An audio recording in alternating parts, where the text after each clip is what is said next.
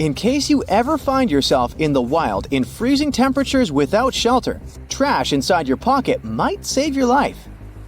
That gum you've been carrying around for months has a foil wrapper, which is going to be your first tool to start a fire.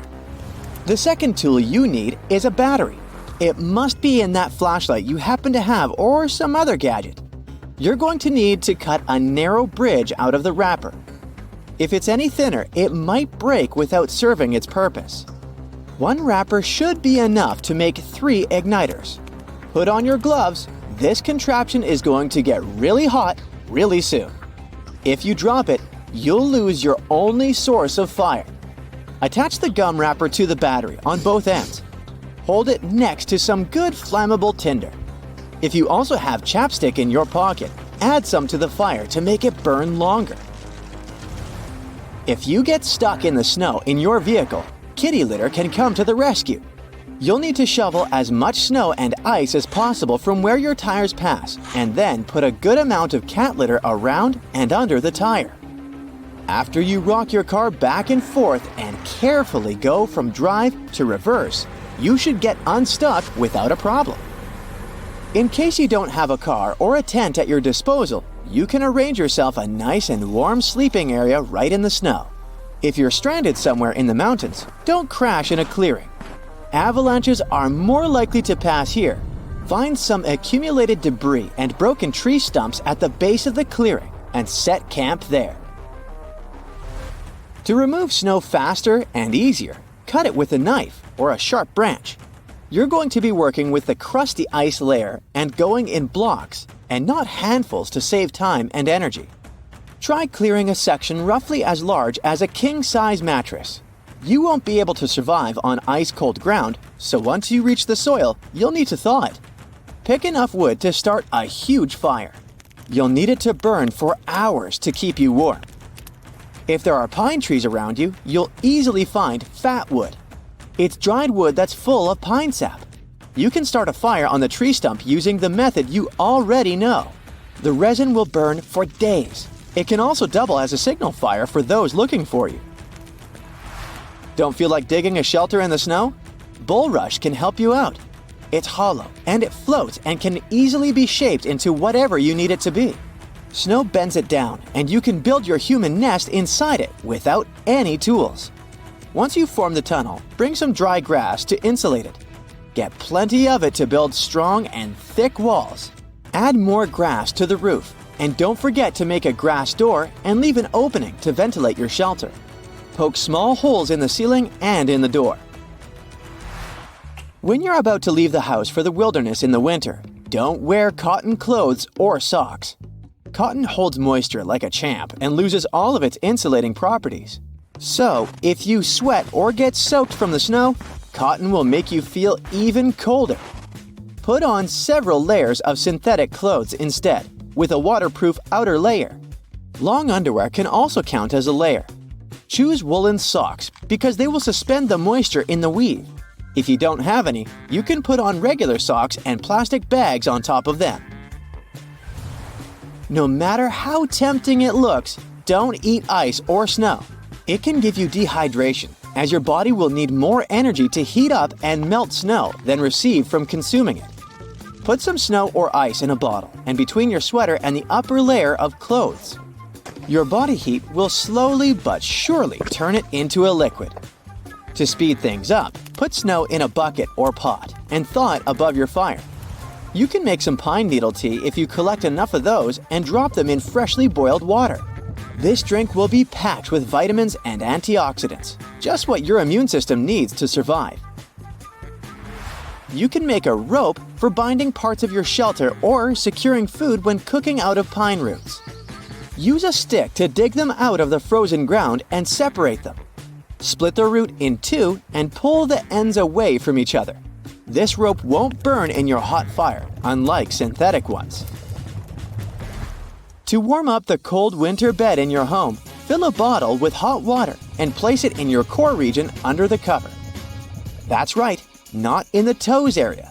The water will heat your vital fluids traveling through your body, reaching all the extremities and warming you up in no time. Avoid metal bottles so you don't burn yourself. And don't forget to crank down the lid so you don't wake up wet. You can also wrap your pajamas around the bottle before putting them on for an extra effect. That bubble wrap you were keeping in your house for months for anti-stress purposes can serve as an excellent insulation material. Spray some water onto your window and push the flat side of the wrap against it. It will now stay up and keep the heat from escaping your room and your electricity bill from growing out of proportion. If you don't have any bubble wrap at home, try asking at the furniture store if they can give you some for free.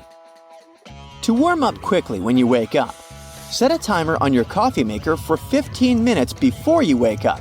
You can also try preparing hot chocolate, oatmeal, or soup the same way. Just put the ingredients in the filter instead of coffee. If you have a thermostat in your building that's locked and won't let you crank up the heat, you can try tricking it. This appliance knows if it's cold or warm enough based on the temperature around it.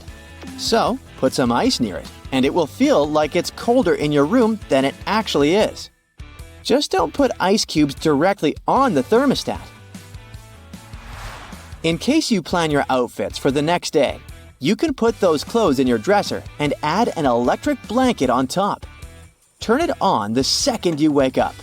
Your outfit will be warm when you put it on as if it just came out of the dryer.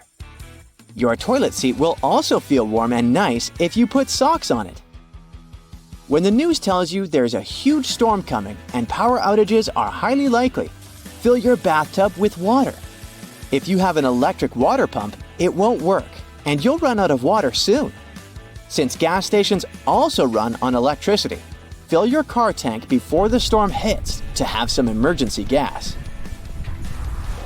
Once the storm hits and you're locked in, put on several layers of warm clothes. Thermal wear, a warm shirt, a sweater, insulated pants, and woolen socks. Don't forget mittens so the heat doesn't escape through your hands. Hang dark blankets on your windows to draw in heat. Make sure your doors and windows are closed well and put some towels under them to prevent drafts. Your basement is probably more insulated by the ground, so it could be a good place to spend the night. When the power comes back on, check all your appliances and electronics before turning on the main power switch. They must be unplugged to avoid power surge damage. As you turn the water supply back on, keep the taps on the lowest level of your house closed to let the air out from the upper taps. Some so-called survival experts claim that in a critical situation, when you're out of water, it's okay to go number one and then drink this, nature's lemonade. Well, listen closely. That's nothing but an extremely dangerous myth. Not only is it gross, but it won't quench your thirst either.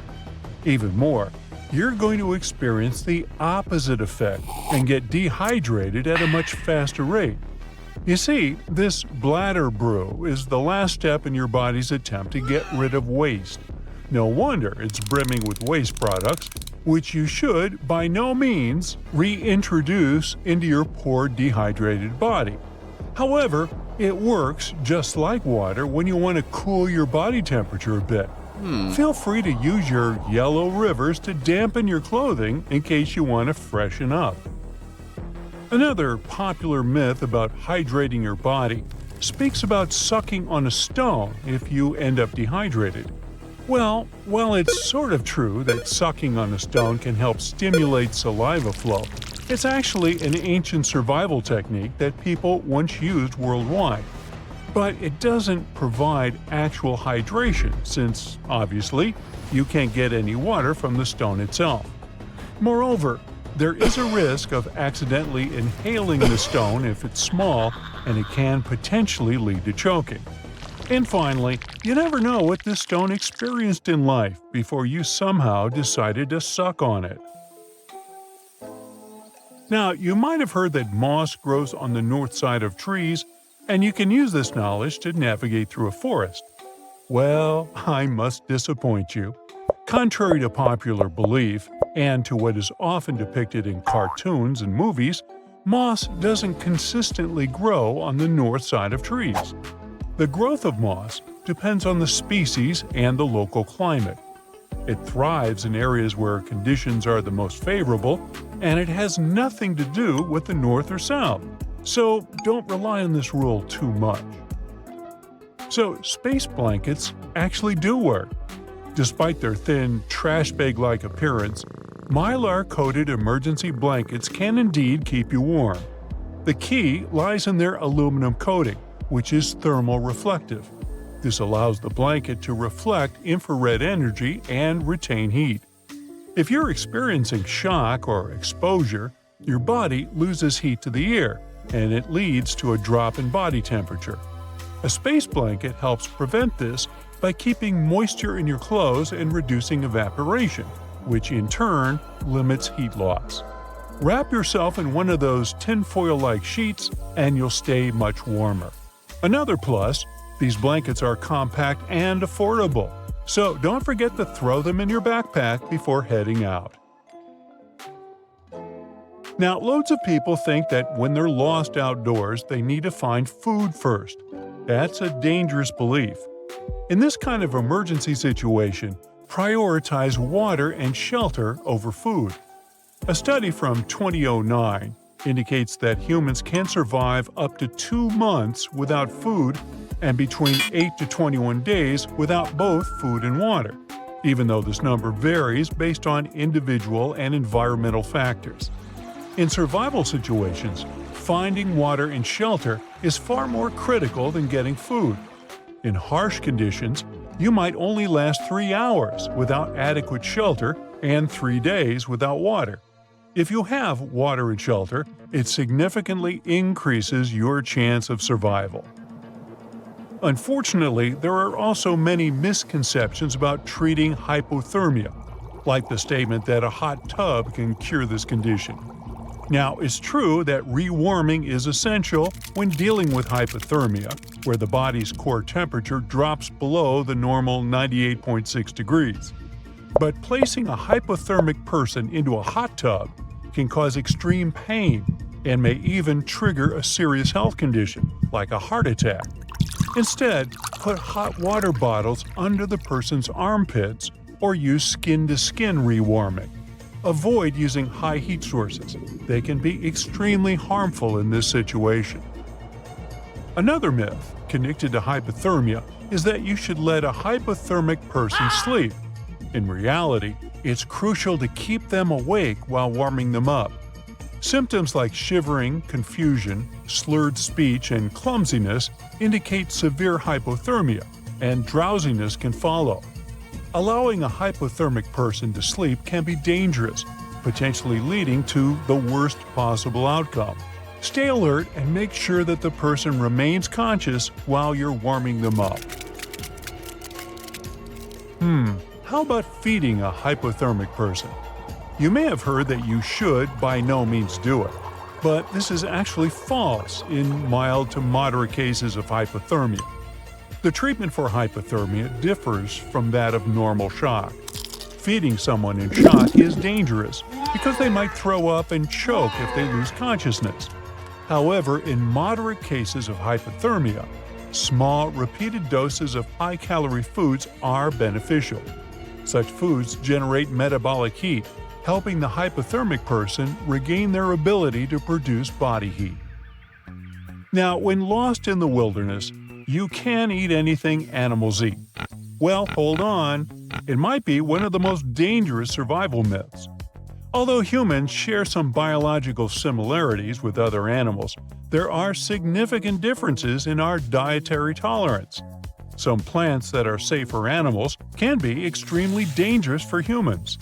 Birds, for example, consume a variety of berries, some of which are toxic to us. Even squirrels, which typically eat nuts, safe for humans, sometimes gnaw on mushrooms and nuts that can make us feel very unwell. Just because an animal eats something doesn't mean it's safe for you to munch on. There is a belief that to find water, you should follow flying birds, but this method is super unreliable. While some aquatic birds rarely stray far from water, many species roam extensively in search of food. There are people who believe that geese fly toward water at dusk, but these birds might just be heading to a clearing to rest for the night. A common belief is that if you can dent wood with your thumbnail, it's suitable for starting a friction fire. This myth is quite widespread, but it isn't reliable. Some softer woods that pass the thumbnail test are ineffective, while some denser woods are quite good for friction fires. The success of the thumbnail test is coincidental. It's not a dependable method altogether. So stop destroying your poor nails. Another misconception connected with friction fires is that you should use hardwood to get the best flames. While oak and other hardwoods are excellent for general firewood, they are not ideal for friction fires. Hardwood's high ignition temperature and density make it unsuitable for friction fire drills or boards. Instead, you can use non-resinous softwoods like cottonwood, basswood, cedar, and willow, which are much better suited for starting friction fires. Meanwhile, in an emergency situation, eating raw meat and seafood can help you survive. Well, that's not entirely true. Indeed, survival shows often depict hosts eating all kinds of raw things, but this isn't the best survival practice. Raw animal meat contains pathogens, including bacteria, viruses, and other microorganisms. They can easily cause serious and hard-to-diagnose illnesses in humans. Many people consume sushi and don't experience any health issues. But that's because certain raw seafood from saltwater is safe because the pathogens it contains are not harmful to humans. To minimize health risks, always make sure that meat and seafood are properly cooked before you eat them. Rubbing two sticks together isn't likely to produce a fire. Of course, friction is a real way to create a flame. But friction fires techniques require patience, practice, and even a bit of luck. It might look easy in movies or TV shows, but don't get overconfident, thinking you'll be able to do it without tons of practice in a stressful situation.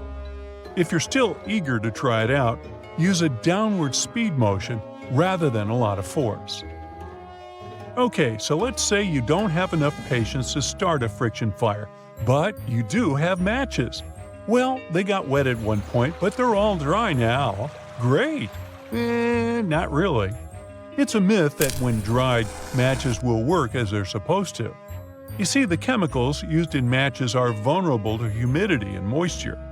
Regular safety matches have a package with a striking surface that's made of a gritty material, for instance, powdered glass mixed with phosphorus. The head of the match is also made with grit, along with sulfur and an oxidizer.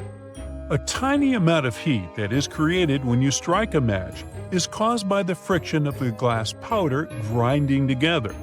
It converts the phosphorus into white phosphorus and it begins to catch fire. Match heads that were wet at one point simply won't light because of the careful chemical balance inside is all messed up.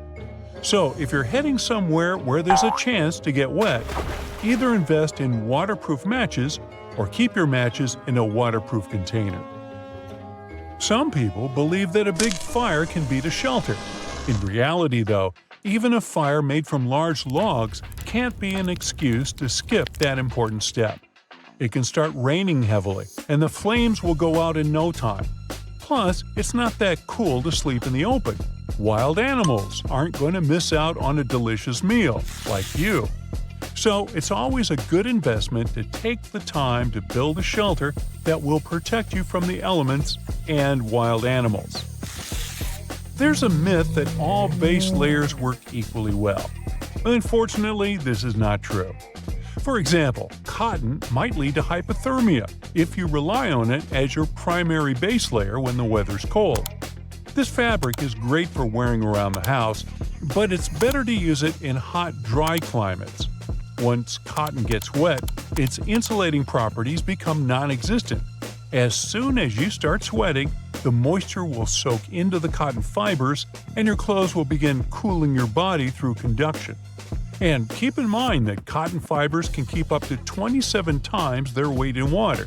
And then, they'll store that liquid for up to 8 times longer than wool or synthetic fabrics. So the rule is, if it's cold enough for a onesie, then it's too cold for cotton. One of the most popular and dangerous survival myths depicted in movies and described in books is that you can suck the venom from a snake bite. In reality, it doesn't work. Even worse, it opens the affected person to a larger risk of infection by creating a bigger wound. And that's a wound with bacteria swarming human spit inside. Ew. Just put a pressure dressing on the wound and try to get medical help as fast as possible. Now, one might think that with a GPS, you'll never get lost.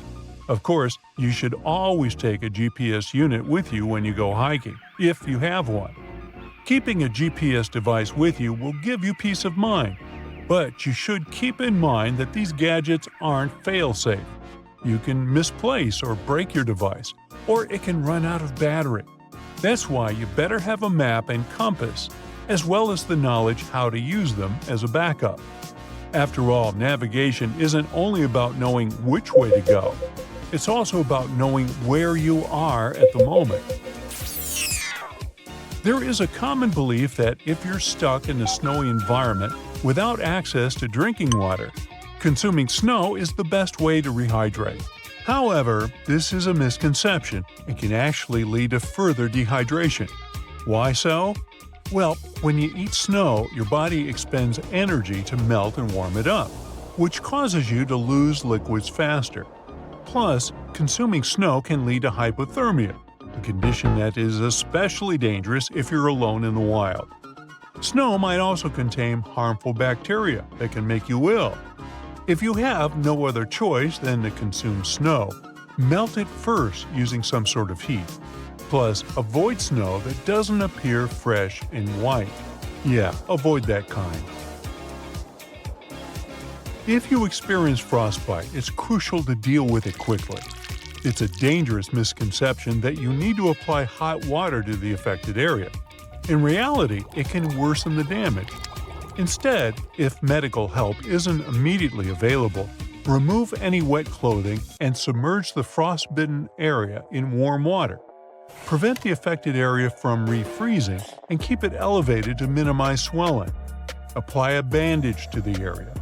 If it's your finger or toes, wrap each one separately and place cotton pads in between them. They shouldn't touch. And remember this, never ever rub the frostbitten area. Should you find yourself lost in the wilderness, try to find a stream or small creek and follow it downstream until it joins a larger river. It'll likely lead you to civilization. Do not believe the myth that water is safe to drink if animals drink it. Always purify any water you find to avoid serious health problems. Even clear water can contain dangerous microorganisms. It's also a myth that it's safe to drink small amounts of salt water. This can actually lead to dehydration much more quickly than not drinking water altogether. Use salt water to cool down your body in hot weather, but don't drink it.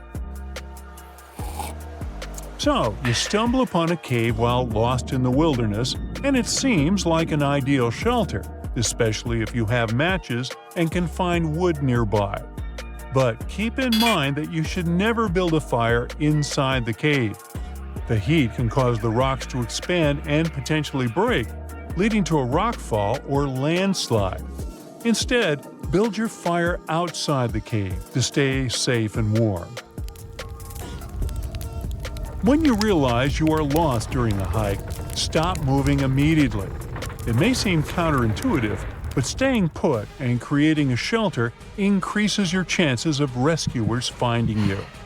This approach also prevents you from dehydration caused by continuous movement.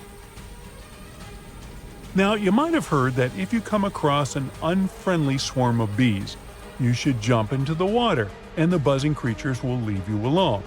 The problem is that bees are patient. They will wait for you to resurface. Instead, run in a straight line as fast as you can until the bees give up the chase. Better yet, find a shelter in a car, house, or a public bathroom. Now, here are a few more survival tips as a bonus. Keep them in mind, and you'll be prepared for any kind of emergency. Upon encountering a snake, do not approach it and don't try to scare it away. Snakes are sensitive to vibrations, so making noise by raising your voice, clapping, or stomping can encourage it to retreat. If possible, simply walk away from the reptile. If you're falling from a cliff, and you can think, try to break your fall into several shorter parts to absorb the impact. Grabbing onto sturdy objects like bushes or rocks can slow your fall and increase your chances of survival. Good luck! If you've fallen through ice into freezing water, do not try to pull yourself out by grabbing the ice edge directly. It'll likely break. Instead, kick your legs to position your body horizontally and then wriggle out onto the ice. Once on the ice, stay spread out to distribute your weight and prevent further breaks. If you spot a whirlpool at sea, stay calm. Understand the direction of its spin, ride along its side, and use its current to propel yourself out of danger. If trapped, take a deep breath and wait for a chance to swim away as the whirlpool weakens. If trapped under debris during an earthquake, protect your respiratory system and conserve your air supply. Use your shirt as a makeshift hood to shield your face from dust and debris while you attempt to reach the surface. When stuck in quicksand, keep your head and arms above the surface. Wiggle your legs slowly to allow the quicksand to fill the space and create more room for movement. Stretch out on your back to increase your surface area and use gentle movements to free yourself. If you're out of kindling for starting a fire, use junk food, for example, chips. They can serve as effective substitutes for dry leaves due to their high fat content. Spaghetti noodles can also be used in a pinch. You're thirsty, so you crack open a soda can and take a few big gulps. Next thing you know, you're out of commission. Turns out, that can was contaminated with something nasty, like rat urine, and you had no clue. Just goes to show, you never know what might be lurking in that seemingly innocent drink. During transportation, storage, or handling, cans can pick up germs, bacteria, and dirt. When you drink straight from the can, those germs can easily enter your body. Cans are often stored in warehouses and rarely get a good cleaning before they reach you. Warehouse conditions can be pretty gross. Think rats running over them and less than ideal hygiene. To stay safe, it's a good idea to clean cans before drinking from them. Experts suggest giving them a quick wash with soap and water to avoid contamination. Studies have shown that unwashed bottles can be full of bacteria, so this step is really important. Now, quick question. Who's taken out more people, sharks or vending machines? Surprisingly, vending machines have a darker history. Let's dive in. But first, let's define what counts as a vending machine casualty. We'll rule out things like expired snacks or electric shocks. Those aren't the machine's fault. What we do count are incidents where someone was severely harmed or, what's worse, passed away from rocking or tilting the machine. For sharks, any fatal encounter counts. In a 1995 report, there were 2 severe incidents that ended up in demise and 1 serious injury linked to vending machines. Since 1978, there have been at least 37 such incidents and 113 injuries, which gives us about 2 fatalities per year. Compare that to 1 shark-related incident in 2021. However, this data is quite old. Since 2008, there haven't been any reported vending machine incidents. Why the drop? It could be due to warning signs and credit card readers reducing the need to shake machines. But remember, your risk varies based on where you live and your habits. In the end, The vending machine versus shark comparison isn't quite accurate anymore. Today, you're more likely to have a serious encounter with a shark than a vending machine. But the point remains. Sharks aren't the bloodthirsty hunters they're made out to be. So, someone pointed out your visible nose hairs, and now you're looking for ways to deal with them. You might think plucking is the way to go, but hold up, it's not as safe as you think. Here are 3 solid reasons to avoid plucking your nose hair. Your nose is full of delicate nerves, follicles, and plenty of bacteria. Plucking nose hair can damage the sensitive skin inside your nostrils, letting germs in and causing issues like infections and inflammation. Also, just like with waxing, plucking nose hair can result in ingrown hairs. As the hair grows back, it might curl into the follicle, causing bumps, discomfort, and inflammation. This can lead to folliculitis, which shows up as small, pus-filled red bumps and can be itchy or painful. In severe cases, plucking nose hairs can cause nasal furunculosis, a deep follicle infection with swelling and discomfort. This infection can spread to blood vessels near the brain, potentially leading to cavernous sinus thrombosis, a condition where blood clots form behind the eye sockets. If not treated, this condition can be life-threatening and may cause permanent brain damage. To avoid these problems, go for trimming your nose hair instead. Trimming doesn't make your hair grow back thicker or faster, and it helps maintain the right amount of nose hair to keep out pathogens. Contact lenses are meant to help you see, but they can make you turn completely blind. One big no-no is wearing your contacts in the shower. It's bad for both your lenses and your eye health. Showering with contacts is like swimming or sleeping with them in. It's a common mistake. Water and contacts just don't mix. You need to keep your lenses clean to avoid any issues. If water gets behind your lens, germs or chemicals like chlorine can get in there and cause trouble. At best, you might end up with sore or itchy eyes. Worse, you could get conjunctivitis from a bacterial infection. In rare, serious cases, you might even face infections, which can sometimes lead to blindness. Most people wear contacts in the shower accidentally rather than doing it on purpose. If this happens, close your eyes right away and carefully step out of the shower to remove your lenses. If your eyes feel sore or look red afterward, contact your optometrist ASAP. Always use the cleaning solution your optometrist recommends to sterilize your lenses before putting them back in. But really, it's best to take out your contacts before showering or bathing. If there's one piece of home decor you should keep a close eye on, it's snow globes. They might seem harmless, but a family in East Hampton, Massachusetts would beg to differ. In a crazy turn of events, a snow globe sparked a fire in their apartment while no one was home. Luckily, quick-thinking neighbors and a swift response from the fire department kept the blaze from spreading through the entire complex.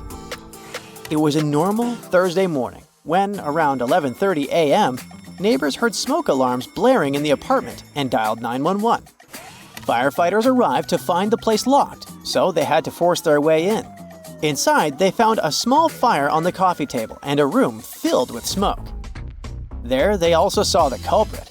It was a snow globe.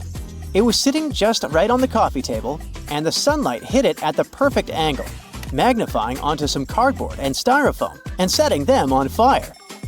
While it's not common, fires started by magnified sunlight do happen. Many firefighters have seen blazes ignited by mirrors and magnifying glasses. So, keep those snow globes out of direct sunlight. Better safe than sorry.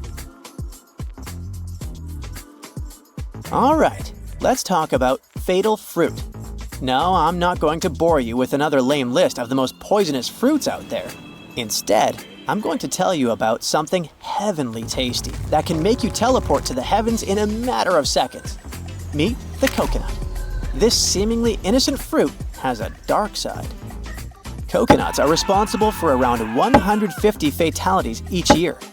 These bad boys have a whole page dedicated to the fatal incidents they've caused.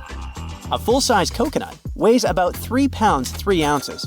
And if you know a thing or two about physics, you'll understand that gravity makes them even more dangerous when they fall from trees. But it's not just falling coconuts you need to worry about. Consuming large amounts of coconut water can lead to sudden cardiac arrest due to hyperkalemia, thanks to its high potassium levels. And while rare, there have been cases of anaphylaxis in people with coconut allergies. While the most common way coconuts cause harm is by falling and hitting someone, there have been some unusual incidents too. In December 1923, a man in Newcastle, Pennsylvania, passed away while trying to crack open a coconut with the butt end of a loaded revolver. It went off, and he was shot in the abdomen. You know those handy selfie sticks that help you nail the perfect shot? Turns out, they can be way more dangerous than you'd expect. These little gadgets have led to a surprising amount of injuries and even some fatalities. People have accidentally knocked themselves or others out, taken a tumble off cliffs, and even been hit by cars while trying to get that Insta-worthy pic. Some popular landmarks have even banned selfie sticks altogether. For instance, the oceanfront in Mumbai has said no to selfie sticks.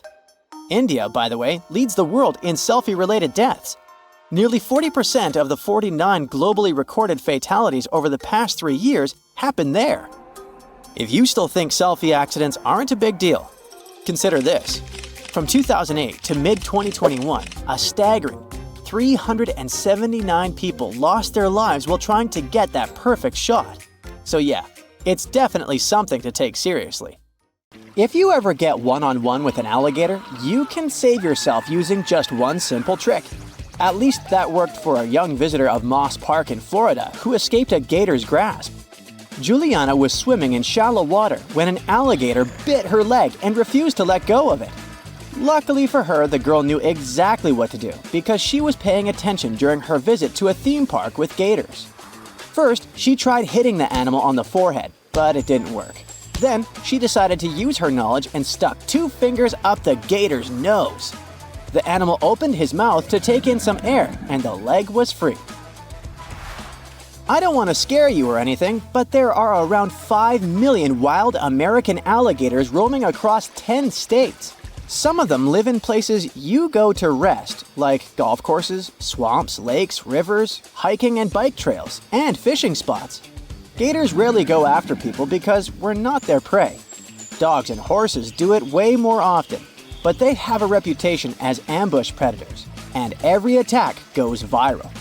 The best you can do to survive a rare gator attack is to avoid it. Keep an eye out for a few signs that gators might be somewhere nearby. They love catching some rays, so if you spot some logs or banks where the sun's hitting just right, there might be a gator chilling there. Sometimes they're sneaky about it, with just their eyes and snouts poking out of the water while they soak up the sunshine. And when they decide to dip back into the water, they slide in without a single splash. Sneaky gators.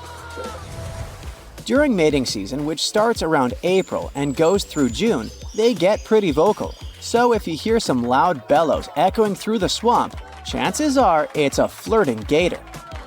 If you stumble upon what looks like a pile of vegetation on dry land near water, keep your distance. That's likely a gator nest. And trust me, you don't want to mess with Mama Gator when she's protecting her little ones. Their tracks resemble those of lizards or dinosaurs. So if you see something like that, it's probably time to escape to safety. People are usually the ones who provoke these toothy reptiles, not the other way around. You can do it if you get too close to snap the best photo or decide to touch its tail out of curiosity. Feeding them is also a bad idea, because they quickly learn that humans mean free snacks. If you come face to face with a gator, try to stay cool and respect their turf. If you're kayaking and spot a gator chilling in the water, just give it some space and paddle on by. And whatever you do, don't go slapping the water with your paddles so as not to scare and provoke them. If they still start swimming towards you, don't panic. Just calmly paddle away or show them you're not interested. If nothing works and the gator's trying to drag you under, aim for the sensitive spots. Crocs and gators are famous for their tough hides and armored bodies. But it turns out they have little pigmented spots scattered all over their skin. They're packed with touch sensors, making them super sensitive to pressure and vibrations. Even more sensitive than our fingertips, believe it or not. Scientists have several ideas about what these spots are for. Some think they might be little cleaning stations, secreting oils to keep the critters fresh. Others suggested they could detect electric or magnetic fields, or even sense changes in water salinity. But the latest study suggests they're mainly honed in on feeling pressure and vibes. They respond to everything from gentle ripples in the water to barely there pressures. Try poking them in the eye, hitting them in the top part of the skull or the side of the jaw. Or maybe just give them a good 1-2. If you're in the water, the main danger is drowning, not the bite. Get to land as soon as possible. Humans are way better on solid ground than gators are. But don't let your guard down once you're out of the water. A gator can punch you with its tail or the skull. But the good news is that alligators aren't known for their marathon running skills. It's pretty rare for them to chase humans on dry land, and even if they do, they're not winning any races. They top out at around 9.5 miles per hour, and they can't keep up that pace for long. So you have a good chance to run away, and you shouldn't do it in zigzags like the popular myth says. It'll just slow you down. They are way more efficient in the water, swimming at a speed of up to 20 miles per hour. Plus, gators can hold their breath underwater for up to half an hour, and some have beaten that record with an impressive 24 hours. They have adapted to slow their heart rates to 2 to 3 beats per minute. This way, they consume the oxygen in their lungs super slowly. They have their eyes smartly placed on the tops of their heads so they can see what's up above the water while hiding in it, kinda like a periscope. But not all is lost for you. If you can sneak up behind the gator without setting off its attack mode, you can clamp its jaws shut with some pressure. Even though their bite is no joke, they struggle to open their mouths when you're holding them tight. You can even flip that bad boy onto its back and send it into a chill mode. Try jamming something into the back of a gator's mouth. It should cause a gag reflex. If you can't pull any of these tricks, try making as much noise as you can. You might scare away the gator, and you'll let other people nearby know you are in trouble, so they can call 911 for help.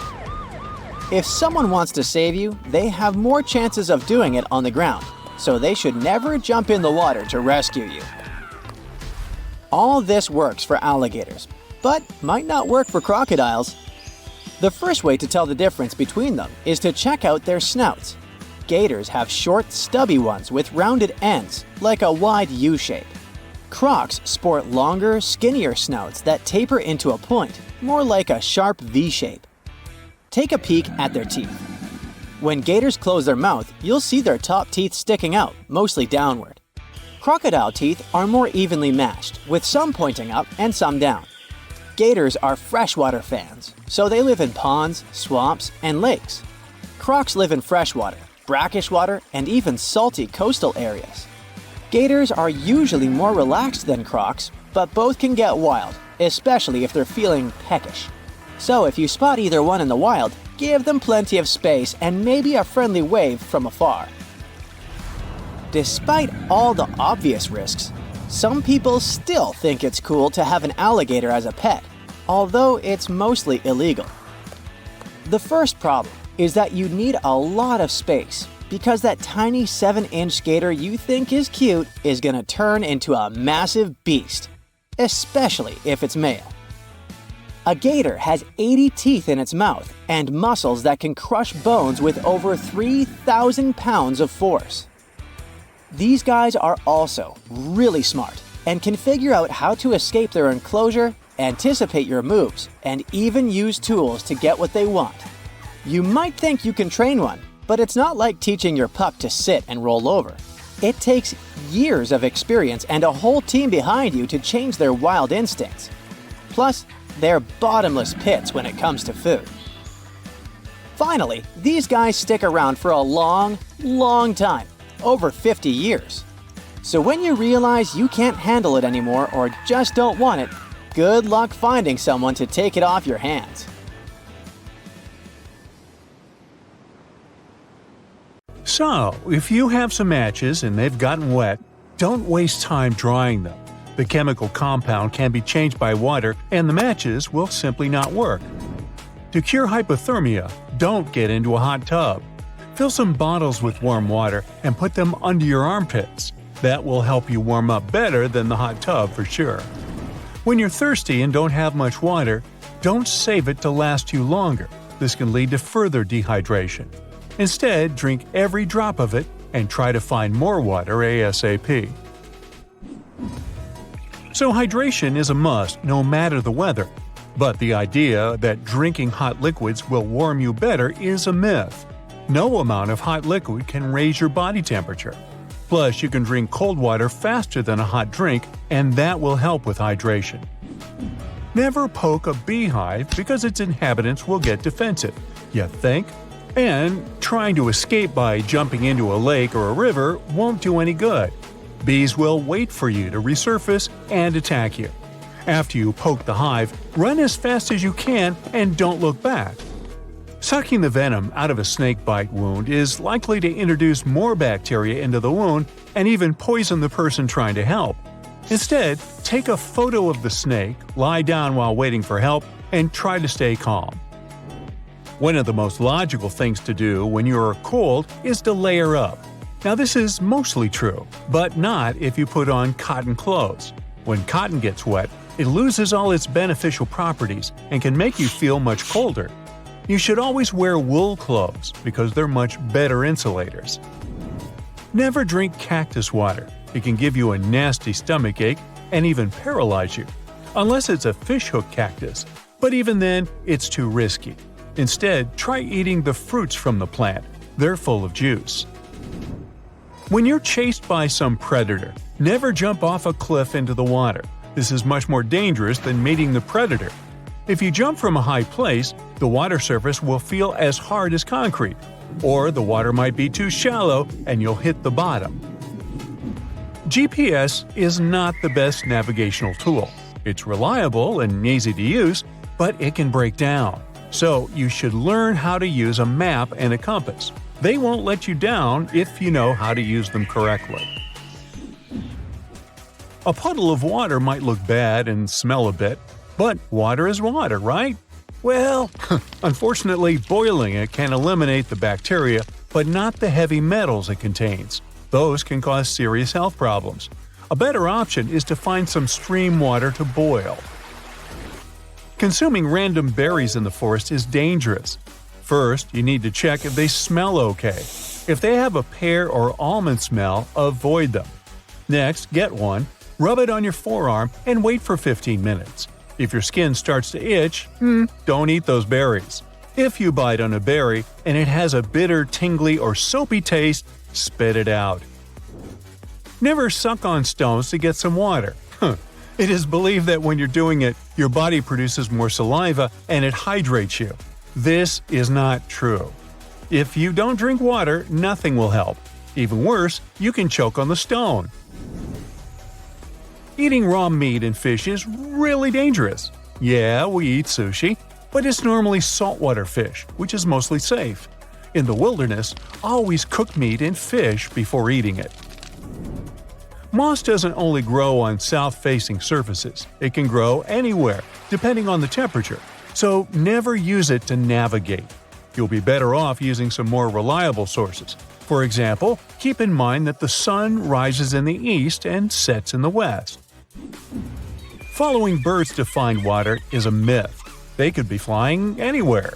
Land animals like deer are a much better option. They usually know where the source of water is. Many survivalists claim that you should eat whatever animals around you are eating. Bad news, this is entirely false.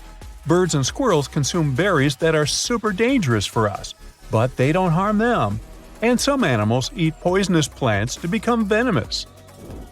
Now, if a leech attaches to you, never burn it off. This can cause the animal to basically throw up directly inside your skin and cause massive infection. Try using a credit card to break the seal and remove the leech. Or if you're brave enough to wait for an hour, the parasite will fall off once it's fed. No matter how strong you are, punching a shark in the nose will not save you. It's a common belief that they have tons of nerves in the nose, and somehow that makes them vulnerable, but it has been proven wrong. If you find yourself in shark-infested waters, punching the animal in the gills or the eyes is much more effective than hitting the nose. After spending some time in the forest, you realize you're lost, and the first thing you start looking for is food. But you can actually live 6 weeks without food. The first thing you must do is find water and shelter from the elements. Do this and worry about the food later. Don't play possum when you encounter a bear. If it's a black bear, you won't be playing for long. Soon it'll be a reality. You should play possum only if it's a brown bear. Now remember the saying, if it's black, fight back. If it's brown, lay down. If it's white, good night. You shouldn't swim parallel to the shore if you find yourself in a rip current. Instead, try swimming at an angle away from the current and toward the shore. Remember, you shouldn't feel too much resistance while swimming. When you're lost, don't spend all your energy trying to make a fire. Try building a shelter first. This can protect you from the elements, and you'll have a place to rest and sleep after a long, exhausting day of surviving. Bonus tip: always build a bed in your shelter. You'll be warmer when you're off the ground. Now, being stuck in the desert will for sure make you hot. But to avoid getting even hotter, don't take any clothes off. The fabric serves as insulation and keeps you cool, unless it's a thick wool sweater, of course. Most people living in hot climates wear white clothes covering their whole bodies to avoid getting overheated. Eating snow can cause further dehydration. Your body will use more energy to melt the snow and thus more liquid. Take your time and melt the snow first, and then you can drink the water. Also, make sure you're only melting pure white snow. Discoloration means it contains something else besides water, especially if the snow is, yellow. If you stay in the cold for too long, you might get nasty frostbite. If you recognize the symptoms, never rub your hands together. It can damage your skin even more. The best thing to do is to seek immediate medical care. So, you see a cave, and the first thing you do is start a fire. Cave people did that all the time, so it must be okay, right? Wrong. The buildup of smoke can be very harmful. Instead, try covering yourself with some plant leaves to warm up. Getting stung by a jellyfish hurts a lot, and taking a leak on a jellyfish sting will not help you. It'll make the situation much worse. Wash the area with salt water and ask for medical assistance. It'll save you from an uncomfortable situation. Trust me on this. If you receive a text that has 3 simple, seemingly harmless words, "Would you kindly?" Remember, it's a huge red flag. In fact, if even just one of the words, "kindly," pops up in a text from an unknown number, there's a huge chance scammers are after you. Tim Bajarin, a technology expert with 40 years of experience, explains that it's all because people in the U.S. don't often use the word kindly in everyday language. You're more likely to hear or read kindly in countries that were once under British influence, like Nigeria or India. There, English isn't the main language. There's a huge chance that someone living in one of those countries, and probably sitting in a boiler room full of tricksters, sent you the message. Same goes for help messages. Scammers often pretend to be tech support, saying there's an issue on your device and they'll help you fix it, but it's really a trick. Anti-fraud experts warn that if you get any message that you didn't ask for, whether it's a text, robocall, social media message, or email, it's smart to be extra careful. If you didn't start the conversation, it might be someone trying to trick you. Scammers know people are getting better at spotting tricks, so they've changed their approach. They use AI to have perfect grammar and spelling. They might start with a friendly message like, "Did I miss you today?" or "Hi, how are you?" or "I'll be late for the meeting." If you reply to these messages to say they've got the wrong person or ask who they are, they'll try to fool you somehow. Scammers use these friendly openers to build trust and pretend to be nice. Once they win over your attention, they might ask you to invest in something like cryptocurrency, or say they're in trouble and ask for gift cards, but it's all a trick. The best you can do with any random message you didn't expect, whether it's a text or email, is to just delete it.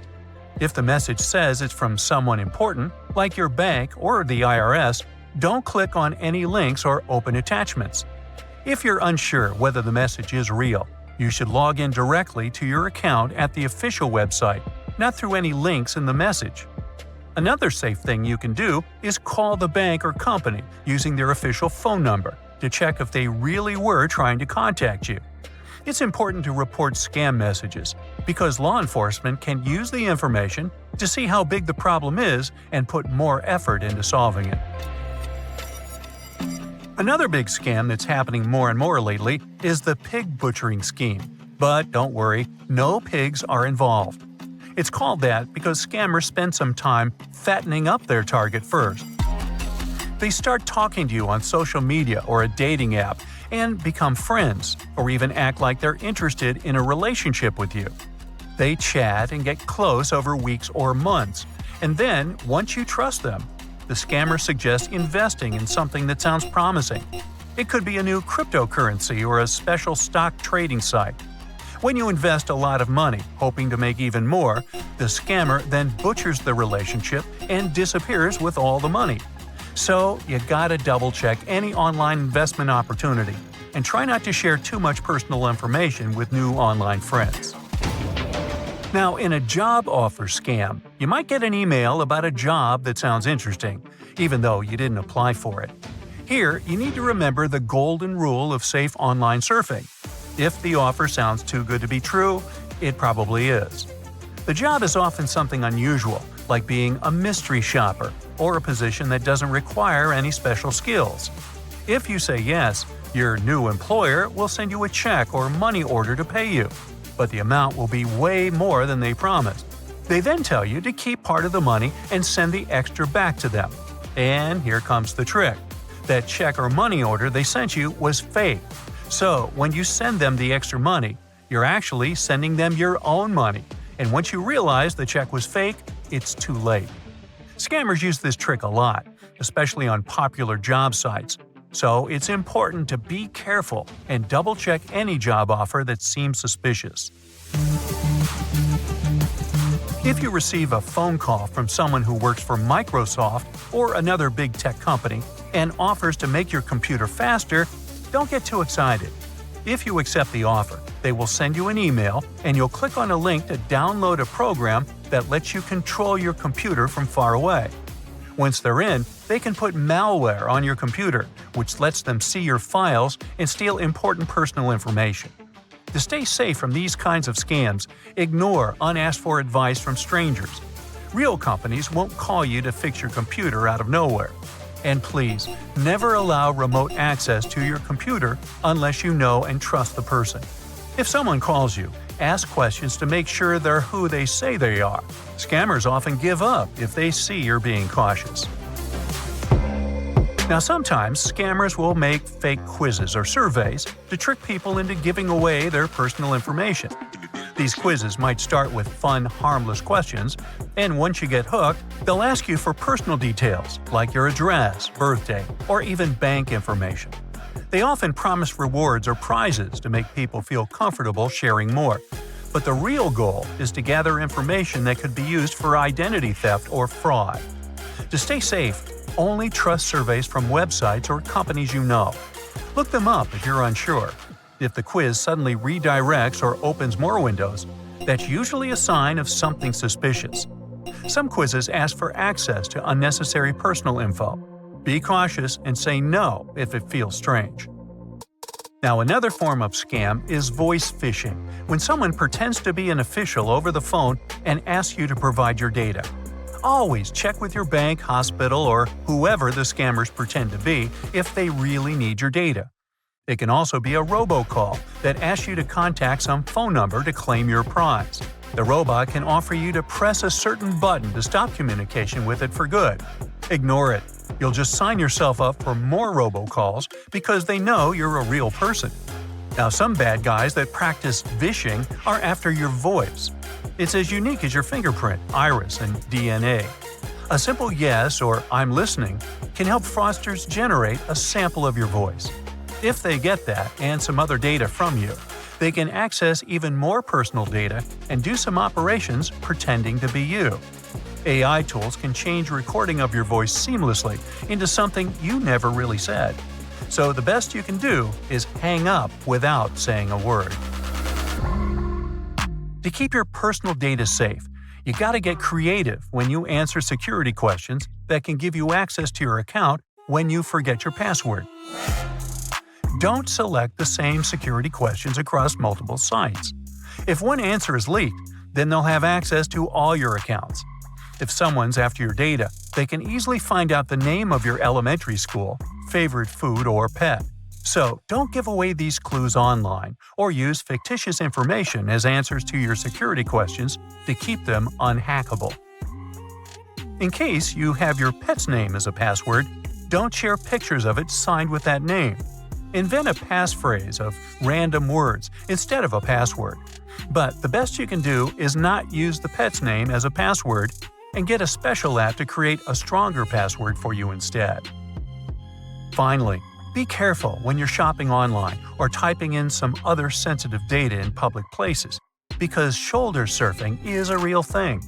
If they glance at your screen long enough at a coffee shop, in a shared workspace, or on a bus, they can easily steal credit card information, passwords, or shipping addresses. Try to position your screen in such a way that no one but you can see it. You can get a privacy screen protector or filter to be on the safe side. This black, ominous-looking snake won't hurt you. It's got no fangs. You may have mistakenly thought that this black critter is none other than a black mamba, but it's just a harmless rat snake. There's one main sign that can help you figure out if a snake is really dangerous. Unfanged species do not have a venom delivery system, therefore, their bites won't harm you that much. But if you see a snake with fangs, you're in real danger. If you come across a snake, it's best to leave the area and seek assistance from a wildlife professional in identifying the reptile. Here are some tips to help you distinguish between the two types. Observe their behavior, nesting habits, and habitats. Some snakes may shake their tails as a warning signal. Also, venomous snakes typically have triangular-shaped heads, compared to non-venomous snakes with rounded heads. Time for an optical illusion. Can you spot a snake here? You'd better be attentive because there's a boomslang hiding on that tree. This slithery critter has mastered the art of disguise, and it likes to pretend to be a tree branch. Also, boomslangs may not have the best sense of smell, but they make up for it with their ability to detect chemicals in the air. Using their tongues, they gather odor molecules and press them against their sensory organs in the mouth. This snake is venomous. Just look at those fangs. Still, while they're not in use, the snake can neatly fold back its fangs into its mouth. Rattlesnakes and humans have something in common. Both have a lot of keratin-made accessories in our bodies. Human nails and hair are made of keratin, and rattlesnakes' rattles are made of it too. The staple sounds these slithery creatures make are similar to the noise we humans can make when we rub our nails against one another. But these reptiles do it super fast, so it almost sounds like hissing. Whenever the snakes shed, they add up a new segment to their rattle. But it's not like the older a snake is, the more segments it has. Their rattles may wear off or break, just like our nails. Rattlesnakes, as well as many other snakes, have a unique inner ear structure that doesn't include an eardrum. This means they can't pick up airborne sounds like we do. Instead, their inner ear is connected to their jaw, and they use this mechanism to feel vibrations. Biologists are still figuring out whether snakes detect sounds through pressure or mechanical vibrations in their bodies. They're also quite selective eaters. Rattlesnakes only chow down when they're feeling hungry, with adults usually waiting around 2 weeks between meals. These sneaky hunters usually go after mice, rats, squirrels, and rabbits, but they won't say no to a bird if they manage to catch one. Younger rattlesnakes, on the other hand, tend to have a heartier appetite, sometimes dining as often as once a week. Now look at their huge fangs. They're like hypodermic needles, hollow and sharp, allowing them to inject venom. What's really cool is that these fangs are hinged and lie flat against the snake's upper jaw when its mouth is closed, only to spring forward perpendicularly when it strikes. Majestic cottonmouths are named this way because of the striking white coloration inside their mouths that they display when threatened. These semi-aquatic serpents effortlessly navigate both water and land, earning them the moniker water moccasin.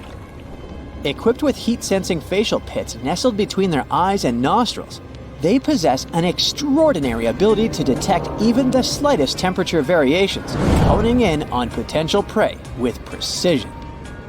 Rarely do cottonmouths bite humans, reserving their venomous strike for moments of provocation.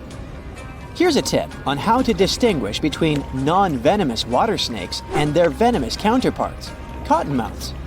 While water snakes boast a slender build, cottonmouths exude a robust and weighty presence. The telltale signs continue with water snakes sporting elongated, slender tails and heads proportionate to their necks, contrasting with the blocky and broad head of a cottonmouth. The pupils of the water snake are round, a departure from the vertical, cat-like pupils of cottonmouths. Plus, non-venomous snakes don't have the distinctive facial pits characteristic of pit vipers, like cottonmouths. Here's another venomous star, the copperhead snake. Their musk smells just like cucumbers. Their venom is pretty particular too. Will you be in trouble if this snake bites you? Totally. Does it help cure lethal conditions? Sorta. It's not 100% proven fact so far, but scientists have been testing this theory for quite a while, and they did notice that the copperhead snake's venom can, if not cure some serious conditions, but slow down their progression. Even so, they have the most venomous bites among all the US snakes, but antivenom for the bites somehow is not always needed. Coral snakes are known for their non-aggressive nature, as they are shy and secretive creatures. Theirs make up less than 1% of snake bites in America. Their venom is a neurotoxin that paralyzes nerves, and due to their small teeth, they must chew on their prey to inject the venom. When feeling threatened, a coral snake will curl the tip of its tail to confuse the attacker about the location of its head. The mysterious and mesmerizing black mamba, also known as the black-mouthed mamba, calls the rocky savanna its home and loves to hang out near termite mounds. With a color range from gray to dark brown, its name comes from the dark interior of its mouth. Black mambas hold the title of some of the fastest-moving snakes globally, reaching speeds of 10 to 12 miles per hour on a sleek surface. Despite its fierce reputation, unprovoked attacks on humans remain unproven, and the snake is actually responsible for only a small number of lethal cases each year. Saw-scaled vipers possess a fascinating ability to produce a spine-chilling noise, accompanied by a striking threat display. The unique shape of their scales allows them to create a prolonged rattling hiss or sizzle when they move in a particular terrifying manner. These sounds serve as a clear warning to anyone in close proximity to the snake. Despite being responsible for many fatalities, without treatment, the saw-scaled viper's bites are fatal in fewer than 10% of cases. This contrasts starkly with the king cobra and black mamba, whose untreated bite fatalities are significantly higher. Saw-scaled vipers are known for their extreme aggression and lightning-fast strikes, making them some of the quickest and most unpredictable snakes in the world. When you're out hiking in the bush, remember not to mess with any snakes you come across, even if they don't seem alive. Some sneaky snakes play possum and can strike if bothered. If you spot one, give it some space. When it comes to snakes, they're usually pretty shy and won't bother you unless they feel threatened. Trying to catch or harm a snake is a big no-no, as that's when most snake bites occur. And don't be tricked by their size. Even little snakes can pack a punch. For example, baby brown snakes are born with venom, so it's best to admire them from a safe distance.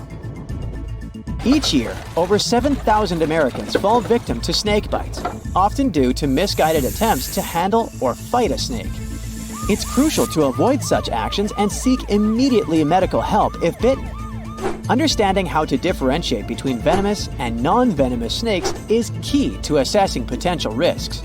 Contact a professional if you're unsure about a snake's identity, and never handle a snake, even if it appears harmless. It's a snowy winter night. You're inside your cozy house and watching a historical movie that takes place during the Middle Ages.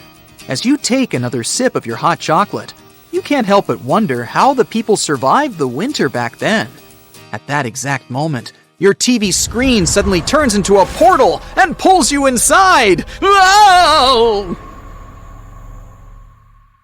You open your eyes to find yourself within the world of the movie you were just watching.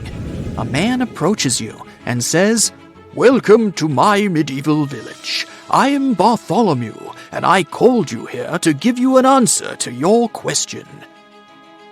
First of all, let me tell you that conditions became extremely harsh when the cold arrives, and not just for the northern countries. Mainland Europe takes its share of the brutal weather too. So winter is kind of a slowing down time for all of us. You see, we usually associate winter with old age and poverty because of all the changes that occur in nature during this time. For example, we can't really grow any crops when snow covers all our land. And by the early 14th century, things started to get even worse because we started seeing the first signs of what you may know as the Little Ice Age. Cold temperatures peaked. Weather anomalies and extreme events such as sudden floods or hailstorms started to occur, which added to our agony. Take the winter of 1359, for instance. Across central Italy, the snow rose to extraordinary heights. People had to throw the snow into the streets to lighten up their roofs. And because of that, some towns were completely blocked. Their inhabitants were trapped in their homes for several days. Another example of this is the winter of 1389. The snowfall was so great in the Luzerne region of France that many people's farmsteads and houses were destroyed. Bartholomew notices that you start shivering.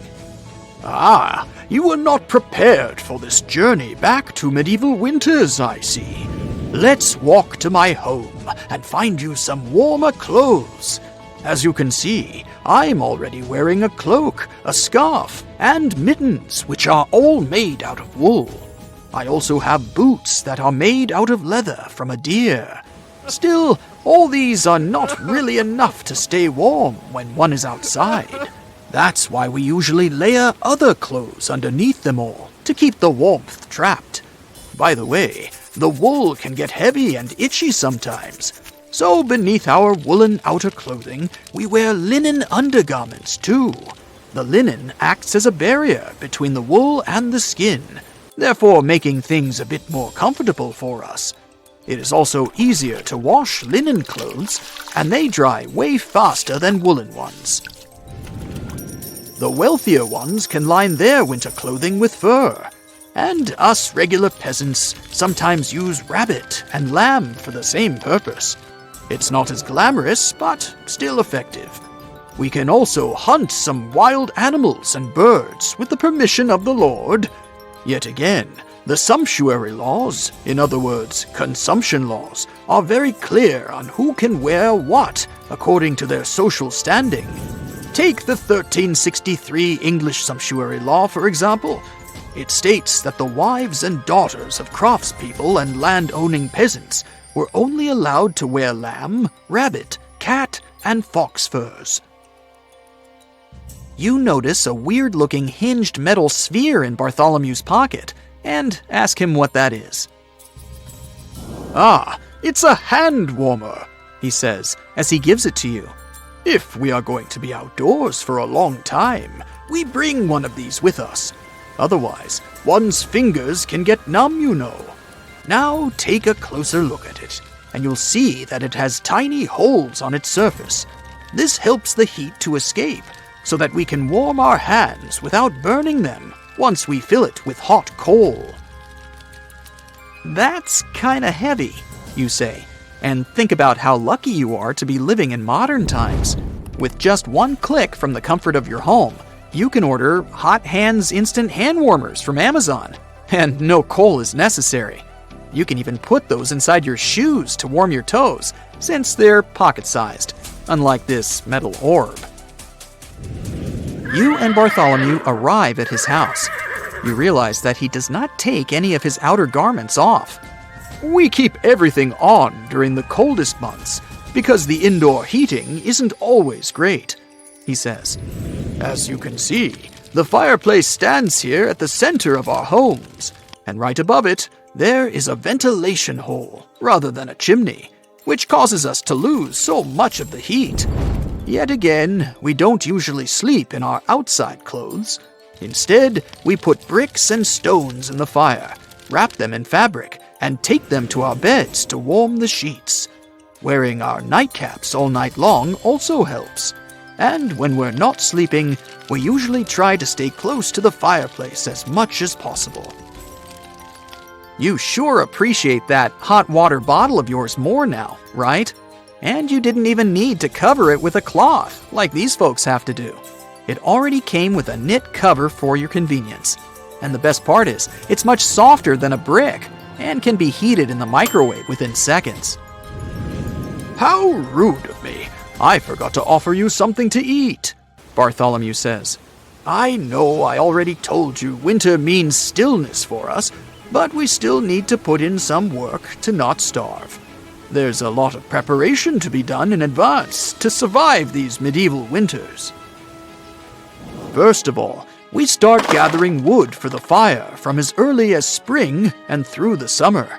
Then there's the food we harvest in the fall. We have to preserve that in a special way, so all will last over the winter months.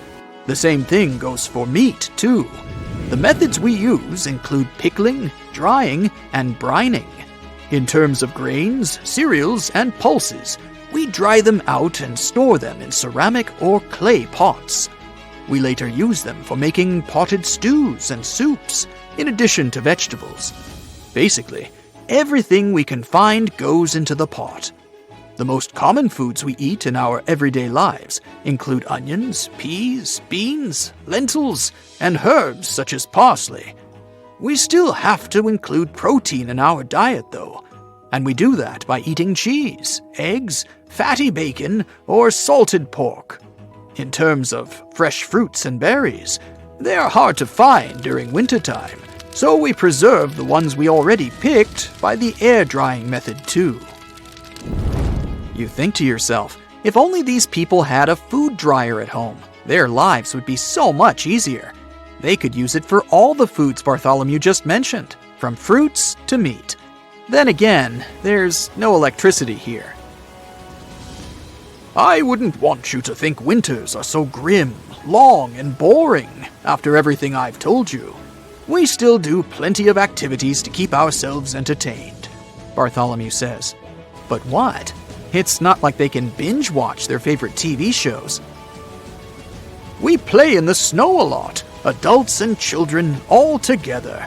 You can see plenty of peasants ice skating on the frozen lakes. To be able to do that, we used to use pieces of polished wood or horse shin bones. But now, we have iron skates too.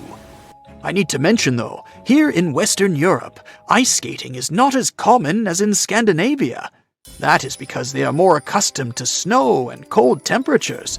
Sledding is another fun activity we do. Then there are indoor games, such as chess, backgammon, and other dice games. Wool spinning and telling stories are also common ways to spend some nice time with our family. Not surprisingly, nobles have more opportunities in the entertainment area too. For example, boar hunting is very common amongst the elite. At that moment, a portal appears at the door. Bartholomew says, "Guess it's time for you to head back, traveler. Fare thee well." You're flying over the Pacific Ocean when suddenly a storm hits the plane, causing it to shake. The aircraft begins to descend, and you lose control. You quickly put on a parachute, eject yourself from the plane, and land on an island. It's a good thing you were the only one on the plane transporting some goods overseas.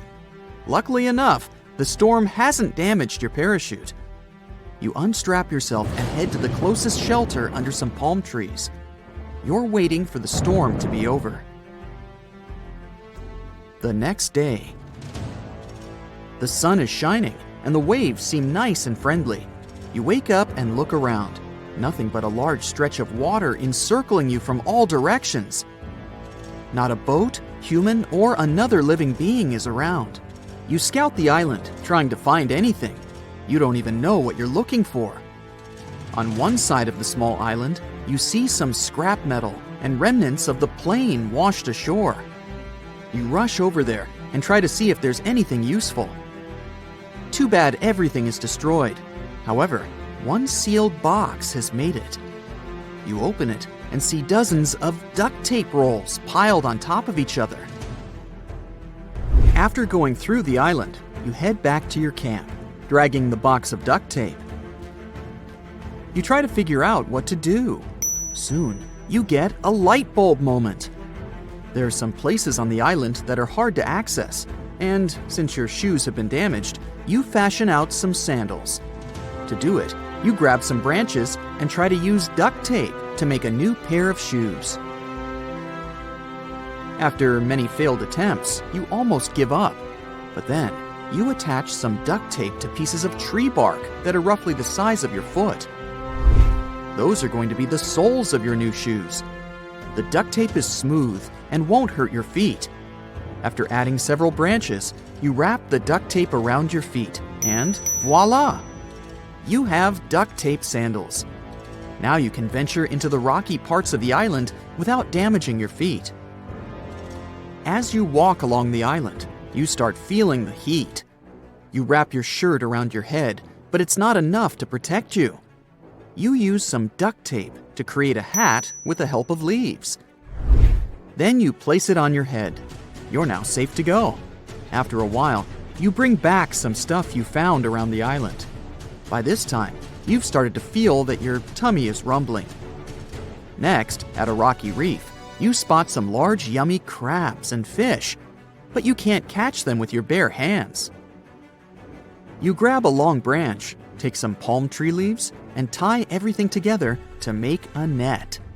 You then use the duct tape to reinforce it and head to the reef. You're wearing your makeshift sandals and the hat to protect your head and carrying the net to catch some fish. So far, you've only used 2 rolls of duct tape. After a while, you manage to catch some fish and crabs and take them back to the camp. You make a fire and start grilling your catch. You're sitting on a log, but such a seat isn't too comfortable. You take some duct tape and make a mat for yourself. Once the food is ready, you feast on it. Now another problem: water. There's no fresh water around, but a storm is coming. Meanwhile, you take some coconuts and eat dessert while drinking coconut milk to freshen up. You prepare a small hut by gathering branches and leaves and duct taping them together so that water can't seep into your new home.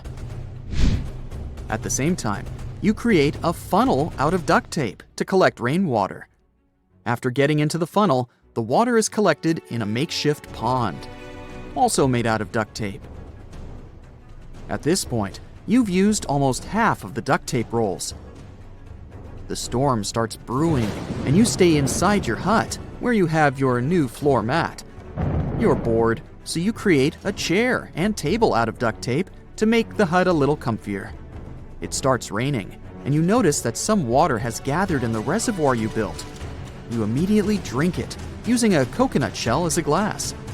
Your hut manages to withstand the storm, and you catch some Z's on your comfy mat.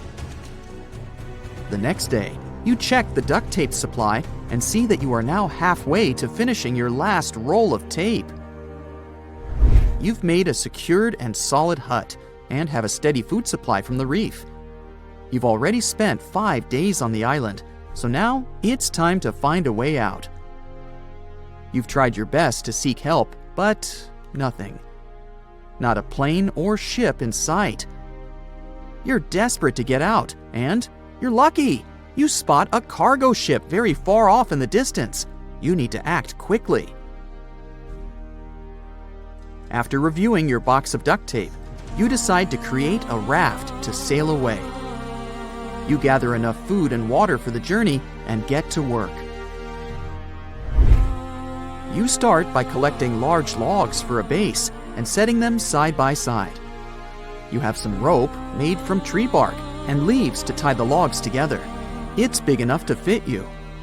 You then get another set of logs and place them on top of the base and repeat the same process to create a second layer. This way, you minimize the risk of sinking. In the end, you duct tape all weak spots to reinforce your raft. You use some branches to create oars for rowing with paddles made out of duct tape. You see that you've used around 75% of your supply, including the tape you used to construct the hut and furniture. It's not as strong as fresh duct tape, but it still does the job. After the base and oars are finished, you create a small hut to shelter your food and supplies and protect them from waves. Also, you make a mast out of wood and use a piece of cloth as a sail. You put the raft on the water and begin rowing. So far, so good. You open the sail and take a break from rowing. You turn around and take a look at the island that has been your home for the past 5 days. You're going on a dangerous journey, risking it all. But if you remain on the island for too long, then you definitely won't make it. It's been an hour already, and the island is barely visible, but the ship is getting closer. You still have one more roll of duct tape to use in emergency situations. The waters are calm, and you see dolphins swimming around. You snack on some fish and drink some water before noticing that the waves have gotten larger. You prepare your sail and duck for cover. It's a good thing your raft is sturdy. Large waves crash against it, knocking off some of your food and water, but the raft is still in one piece. As time passes, the sun begins to set, and there's still no sign of life. You use the rest of the duct tape to repair the raft. Even though you lost some food during the storm, you have your net to catch more fish. You start a small and safe bonfire in a coconut shell, cook the fish, and start eating. You turn around and spot a ship coming your way. You immediately grab a branch, light it, and start waving it for the ship to see you. It looks like it will miss you. But then, someone on the ship notices you. They drop down an emergency boat to pick you up and rescue you.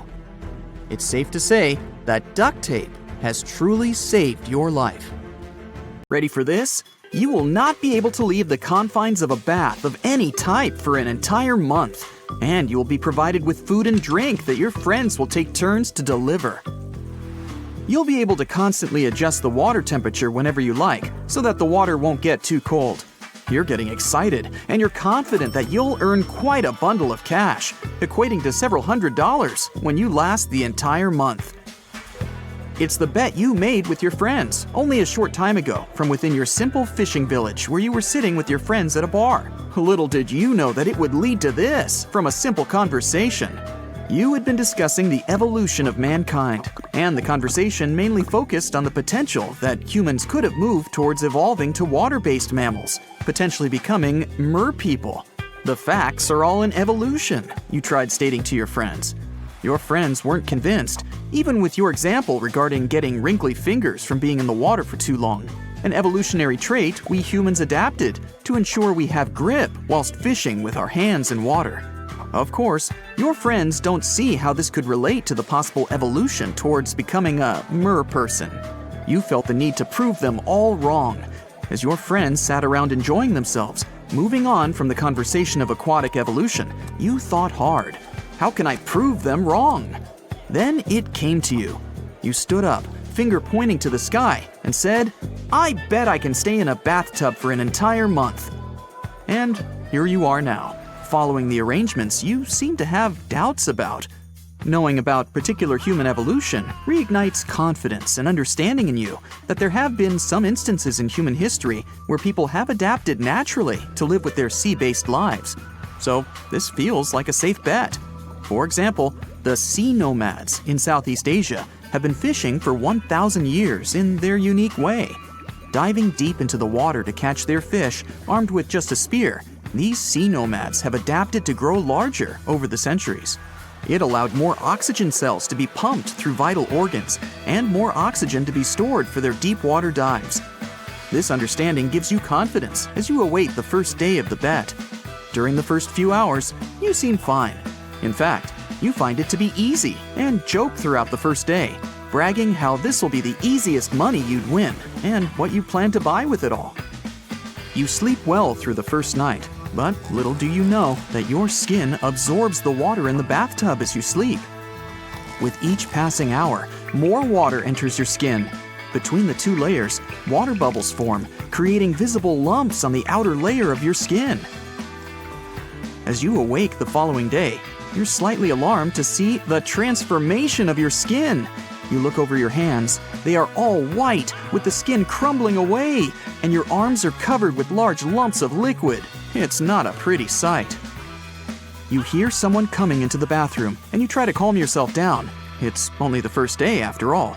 You just need to toughen up. You need to win this bet, not only for the money, but also for argument's sake. Your friend enters the bathroom with a tray of food, and your friend's facial expression soon turns pale as they see the lumps on your arms. Concerned, they ask if you're okay, and surprisingly, you do feel just fine, and respond that you're just a bit itchy. You're pretty curious how there's no pain, given the sight of your arms. Without thinking, you begin to scratch the large bubbles on your arms. You continue to rub your arm to see the skin's reaction.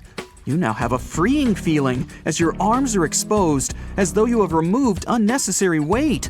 You find yourself with a new layer of scales in place of skin. Your friend requests that the bet must end, given the sudden change to your appearance. You argue that you're okay and that you want to continue. There's just too much at stake, and you want to win this bet desperately. As your friend accepts this and leaves, you request an upgrade to a jacuzzi.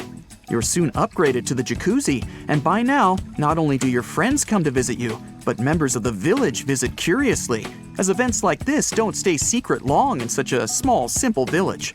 As days go by, more scales appear in place of your skin, covering your legs, arms, and your lower back.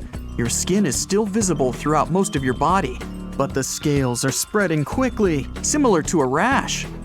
It doesn't take long before you get tired of the jacuzzi, and your friends are happy to support an upgrade to the village's swimming pool next to the seaside. You're now in the final week of the bet, and by now, the entire village knows about you, the Merman.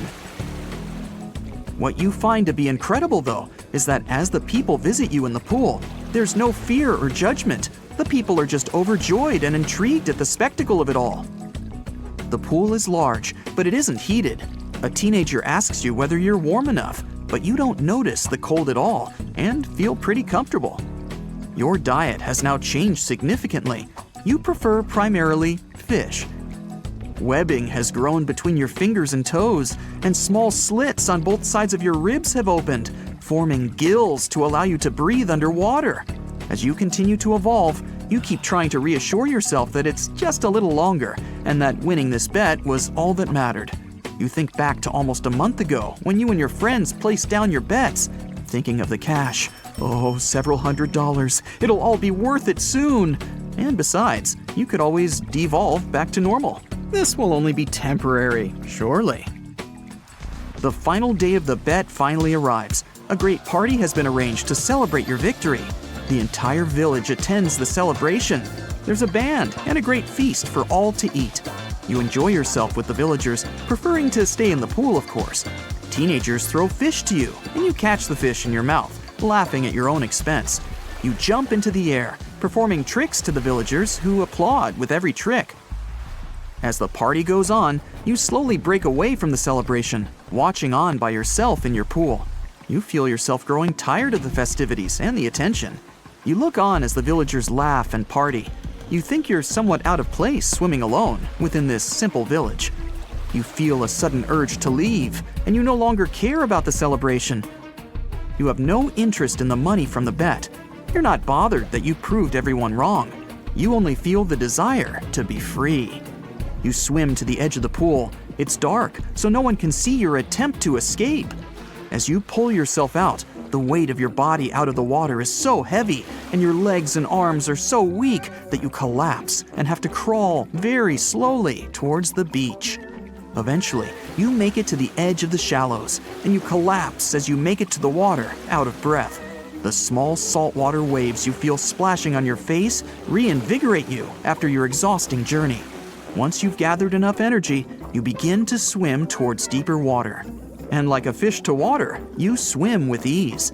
The feeling you have now, swimming in the sea, is like you had been in a cage all of your life. Now you're finally free. The exhilarating feeling of the water with unlimited space seems like heaven to you. As you swim further into the sea, you stop suddenly to look back at the village for just a moment. You pause and watch the town that was once all you knew, and you listen to the muffled sounds in the distance, reflecting on the life you had within the village. You feel no emotions as you look back, with no regrets or remorse. And then you dive underwater, ready to begin your new life under the sea. You're driving around with your friend Annie in the wild Australian outback. The sun is scorching hot, but you see a mob of cute kangaroos hopping around. You stop the car and you get out to film them with your friends. You even go live to impress your friends and followers. Suddenly, one of the kangaroos leaps towards you at full velocity, ready to swing. Alright, let's freeze right here for a second before you or your friend get hurt. Kangaroos have extremely powerful legs and can jump around 30 feet in the air. Those strong legs can let them hop at speeds of up to 30 miles per hour, faster than any average human. So if you're thinking of outrunning a mob of angry kangaroos or a single kangaroo, then don't. They'll chase after you and knock you down before you even reach your top speed. Their tails are strong and sometimes act like a fifth limb when they're grazing in a field. Kangaroos generally eat grass like cows, but also feast on shrubs, moss, and even fungi. Their tails are essential for keeping balance. They can stand as tall as 6 feet, with their tail making up half of that. Back to you guys. The kangaroo is only a few feet away from you. The first thing you have to do is protect your body. Turn it sideways and extend your arm out. Make sure your head is out of reach. Their paws have very sharp claws, so you don't want them laying any jabs on you, especially your head. They kick with both feet, which means they rest their body on their tails and extend both legs to push kick their aggressors, aka Annie and you. Their feet are huge, which makes them even more dangerous. Well, time is still frozen, so you and Annie get into position and are ready for the kangaroo attack. And action! The kangaroo stands face to face with you like a boxer in a ring. It moves closer, but you're in the correct position to reduce damage from your end as much as you can. Even though you know how to defend yourself, facing off with a 6-foot kangaroo isn't the best idea. The best you can do is slowly back away without startling it. Don't turn your back on it, you might get a surprise attack.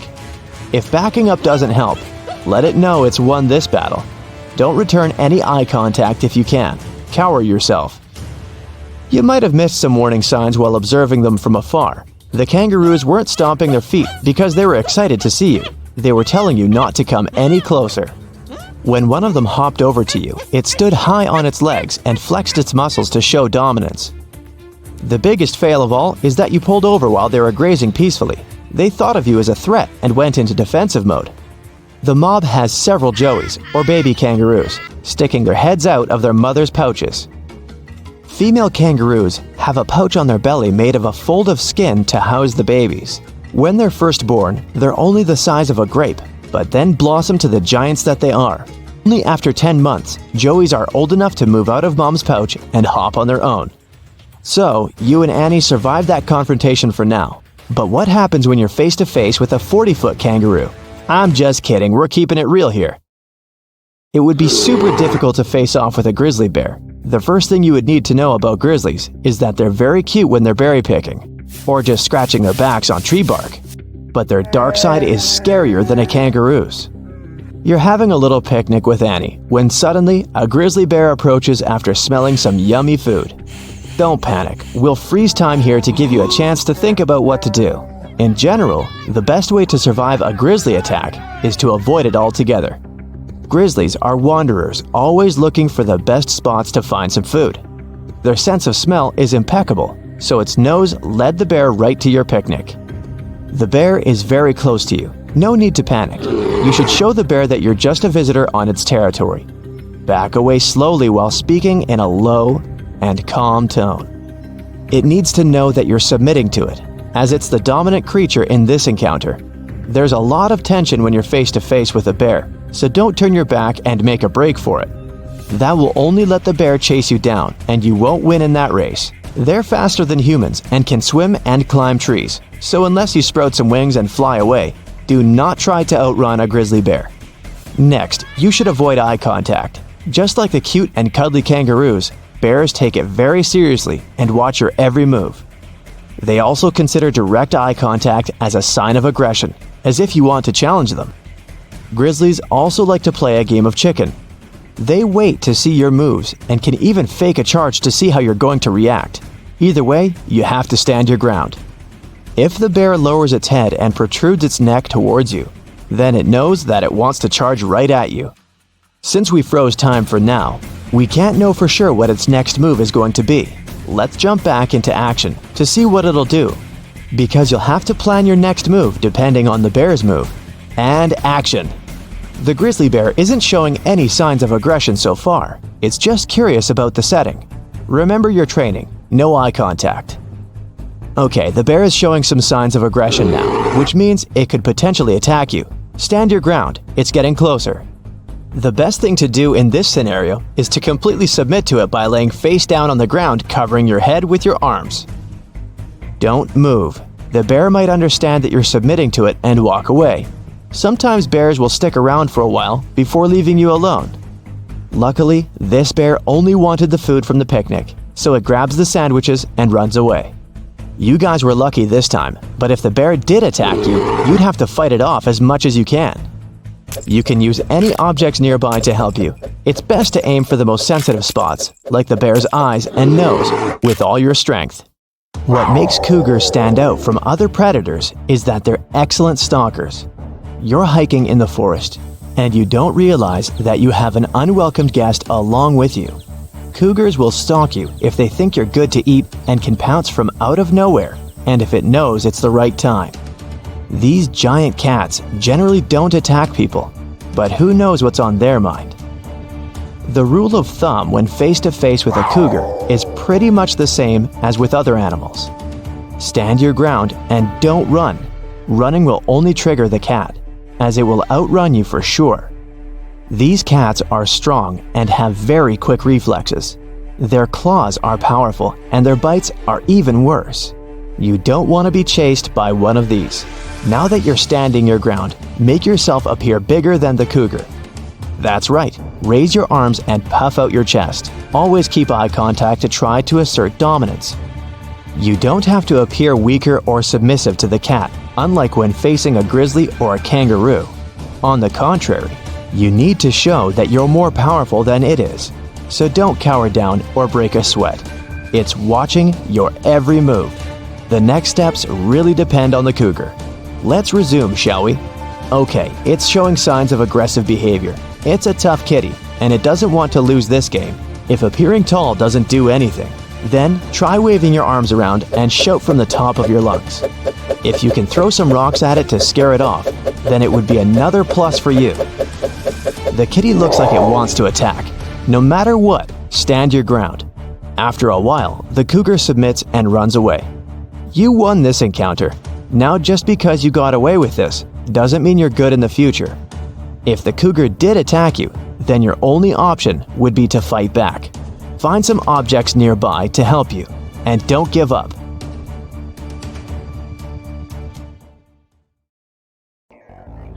Now, if you're falling from a great height, try to copy a skydiver's position. Your head and chest should face down. Spread your arms and legs and bend them at a 90-degree angle. If possible, choose a place to land. Bushes or haystacks can cushion your fall. Water surface is only safe if you fall from a height of no more than 150 feet. Before landing, try to position your body vertically. Remember that it's always better to fall forward than backward. Protect your head and neck with your arms locked together. Actually, none of this will save you, but it will give you something to do before they name the crater after you. Now, if you're plummeting from a cliff, do your best to break your fall down into several parts. The shorter they are, the better. Each of these parts will absorb some impact of the fall. This way you'll have much higher chances of surviving. Try to grab onto a sturdy object like a bush or a rock on your way to the bottom. It'll slow you down. If you see a piece of wood or a plank, snatch it too. It might help to soften your fall when you hit the ground. Most importantly, don't hold your body stiff. This is likely to harm your internal organs. Cover your head and try to land on your feet with your knees slightly bent. In fact, once you hit, everything about you will be slightly bent. But hey, you gotta try. If a building you were in collapsed and you ended up under a pile of debris and rubble, try to keep your panic at bay. Yeah. Your main task now is to protect your breathing organs and make your air supply last as long as possible. If there's enough space, take off your shirt or t-shirt and tie its bottom in a knot. Then put it back on your head through the neck hole so that the knot is on top of your head. You'll get a makeshift hood that will protect your face from dust, sand, and debris. It will also provide you with a bit of oxygen while you're trying to get back to the surface. If you're stuck in a falling elevator, lie down on your back and try to occupy as much space as possible. Your body fat and muscles are compressible. They'll absorb some of the impact force. If you can't lie down, sit on the floor. It's still better than standing. Your backside will act like an airbag in a car. But whatever position you choose, cover your head. The best way to do it is to put one arm in front of your face and the other on the back of your neck. If you get stuck in the wilderness, first of all, find some water. Check low-lying areas. If there are mountains, look for water at the foot of the cliffs. If you manage to find some rainwater, don't let it stay in the container too long. It may go bad. Pay attention to ants climbing trees. They're likely to be traveling toward a source of moisture inside a tree. A bottle of water can help you start a fire if you keep it under direct sunlight long enough. The bottle will act as a lens, gathering all the heat in one spot. Use fire and smoke to signal for help. Cover the flames with a big branch or with a pan for 3 to 4 seconds. This will gather enough smoke. Then let this puff of smoke go. Now, if you've fallen through the ice, try to get back to its edge. Don't pull yourself out by grabbing it. The edge will keep breaking, and this will wear you down in no time. Kick your legs until your body is positioned horizontally in the water. After that, get out of the water and onto the ice. Once you've made it there, don't stand up. Your weight should be distributed over a larger area. Then the ice will be less likely to break. Start rolling toward the shore like seals do. If you have a muscle cramp while swimming, try to turn on your back and float this way. Massage the bottom of your foot or the part of your leg that feels tight. If you have a cramp in the back of your leg, bend it at the knee and pull it toward your chest. You should be still floating on your back. Try to relieve the cramp by pulling your toes inward. If you get caught in an indoor fire, stay low and crawl toward the nearest exit. The smoke usually rises toward the ceiling. That's why crouching might keep you from inhaling it. If you have a piece of cloth or a handkerchief, put it against your mouth. It'll act like a filter against the smoke. Fall to the ground and roll back and forth if your clothes have caught fire. If you do have a fire extinguisher, aim it at the base of the flames. It's much more effective. And keep in mind that if you break a window, you'll let in more oxygen, and this will feed the fire. And here's what you should do to stay safe during a natural disaster. If you see the area getting flooded while you're outside, run away from any streams, storm drains, or rivers. Try to get to higher ground. If you're stuck at home, move to the roof if you think it's safe enough. If a tornado is moving towards you and you don't have time to escape, find a ditch or some low place. Lie down and cover your head with your hands or clothes. If a tornado happens while you're inside and there's no basement in your house, hide in a bathtub. Use a pillow to protect your head from any kind of debris that may fall down. The plumbing in the bathroom walls adds structural strength to the place. But if your bathroom has windows or an exterior-facing wall, pick a more secure place, for example, a closet. The more walls separate you from the tornado, the better. If you're outside during a storm and you suddenly feel your hair stand on end, it's your cue lightning is about to strike. Your skin might start tingling, and you're likely to hear some clicking or buzzing sounds. Immediately crouch down and place your head between your knees. But even though you should be as low as possible, do not lie down. The only thing touching the ground should be the balls of your feet. Keep your heels together. This way, instead of running through your entire body, electricity is likely to go in one foot and out the other. You can also cover your ears with your hands to prevent hearing loss. If you're lost in the desert, travel during the early morning hours. This way, you'll be able to avoid most of the heat. If you see a hill or some other high ground, climb it and look around. You might spot some greenery, buildings, or a road. You won't have such an opportunity at night. Many desert animals also hunt after the sunset. And here's how you should act around wild animals. If a bull is charging at you, stand still until it comes close. Then throw a piece of clothing in the opposite direction. Bulls react to movements, and throwing a hat or a shirt away from you will distract the animal. It'll chase the moving object. If a shark is moving towards you, don't swim away in panic. You'll look like something the animal will want to eat. Wait until the shark gets closer and start hitting it with your fists. Aim at its eyes, nose, and gills. These are the only vulnerable areas on the animal's body. If you meet a pack of unfriendly dogs, distract them and move away quietly. If one of the dogs still lunges at you, place some object between yourself and the animal's jaws. Now, let's say you've accidentally disturbed a swarm of bees, and now they are coming after you. Run in a straight line as fast as possible until they stop chasing you. An even better alternative is to find some shelter. It can be your car, a house, or even a public bathroom, and hide inside. Now, if you accidentally meet a bear, introduce yourself. No, wait. Actually, everything will depend on what species it is. If it's a larger brown bear, fall down and pretend you've passed away. Shouldn't be hard. But if it's a smaller black bear, which rarely attacks people, shouting and making yourself look bigger may help. You may also try to scare the bear away by pretending to lunge at it. If you encounter a snake, try to be as quiet as possible. If there's an opportunity to walk away, go for it. But if you can't avoid the reptile, raising your voice, banging two sticks together, or stomping your feet might make it retreat.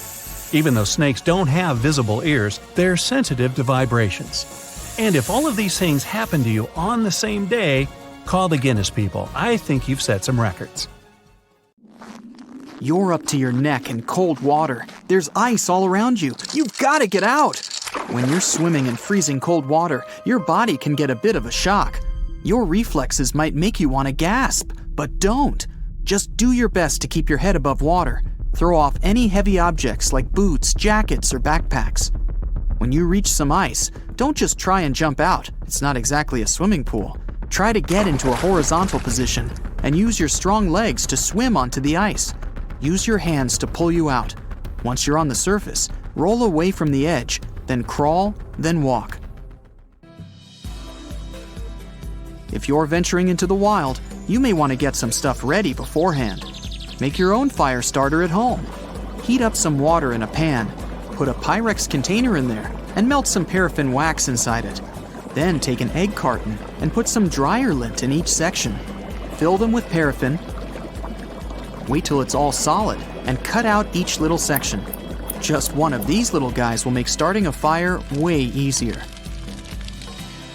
Dental floss can be super handy for surviving in the wild. You can use it as fishing line with a can tab as a hook, or you can use it as a clothesline. Just stretch it between two trees. It looks kind of flimsy, but a single strand can hold up to 5 pounds. It's also quite flammable, so if you're having trouble starting a fire, you can use a few feet of floss to start it up. You can make a seriously strong rope using a simple plastic bottle if you have a good pair of scissors. Cut off the neck of the bottle so it looks like a tall and narrow cup. Then, start cutting it like some people peel an orange, round and round in a spiral. Try to keep it the same thickness the whole time. It'll be a lot longer and stronger than you're expecting. You can use it to tie sticks together to make a hut, or you can wrap it around your backpack in case it rips or something. Sugar might be damaging for your teeth, but it's got a pretty sweet superpower. Just pour some on a piece of cloth and use it like a Band-Aid. Oh, delicious. Mosquitoes can be a real pain, and there are loads of them around. You can make your own DIY repellent to keep those little guys away. All you need is an orange, a lemon, or any other citrus fruit. They're full of essential oils that mosquitoes can't stand. Peel an orange and rub the peel directly on your skin. Just make sure to crumple it a bit beforehand to help those precious essential oils come out. Another good way to keep the mosquitoes at bay is to add a bit of orange peel to your campfire. That releases the essential oils into the air. You're getting hungry, but you don't have anything to start a fire with. Empty your pockets. There might be something in there that you can use as a makeshift fire starter. If you have a battery and a metal chewing gum wrapper, you're in business. Cut a thin strip of the wrapper, long enough to connect the two sides of the battery. The middle of the strip should be thinner than the ends. Grab some dry grass, twigs, or even some paper, whatever you're going to use to start your fire. The foil strip should ignite right away, so make sure you're ready. A human can go surprisingly long without food, but not water. Depends where you are, but a lot of the time, it might not be safe to drink. You can make a DIY water filter. Start with a fire. Boiling the water may not be enough, so as soon as those ashes are cool, grind them into a powder. Don't just use any ash you randomly found in the forest. It might have some melted plastic on it or something. Then, you need a plastic bottle. Cut off the bottom and poke a small hole in the cap. Turn it upside down, put about 3 inches of charcoal in, and pour the boiled water in nice and slowly. The drips are ready to drink. If you're getting bits of ash in the water, wrap a piece of clean cloth around the cap for some extra filtration. A char cloth can come in handy if you're lost in the wild. To make it, you're going to need a metal container with a cover. Put a piece of cloth inside it and put the container into a fire for a few minutes. The cloth should end up getting a bit black around the edges, but still be intact. A char cloth catches fire super fast, even with an old school flint. If you're ever hiking in an anaconda's backyard, listen up. Stay away from shallow rivers because these giant snakes love to hang out there. If an anaconda decides to give you a little squeeze, don't exhale. Every time you do, the snake's gonna squeeze you a little bit tighter. Anacondas do have a weak spot though. They don't like their tail to be bitten. It's not exactly delicious, but it'll get the job done.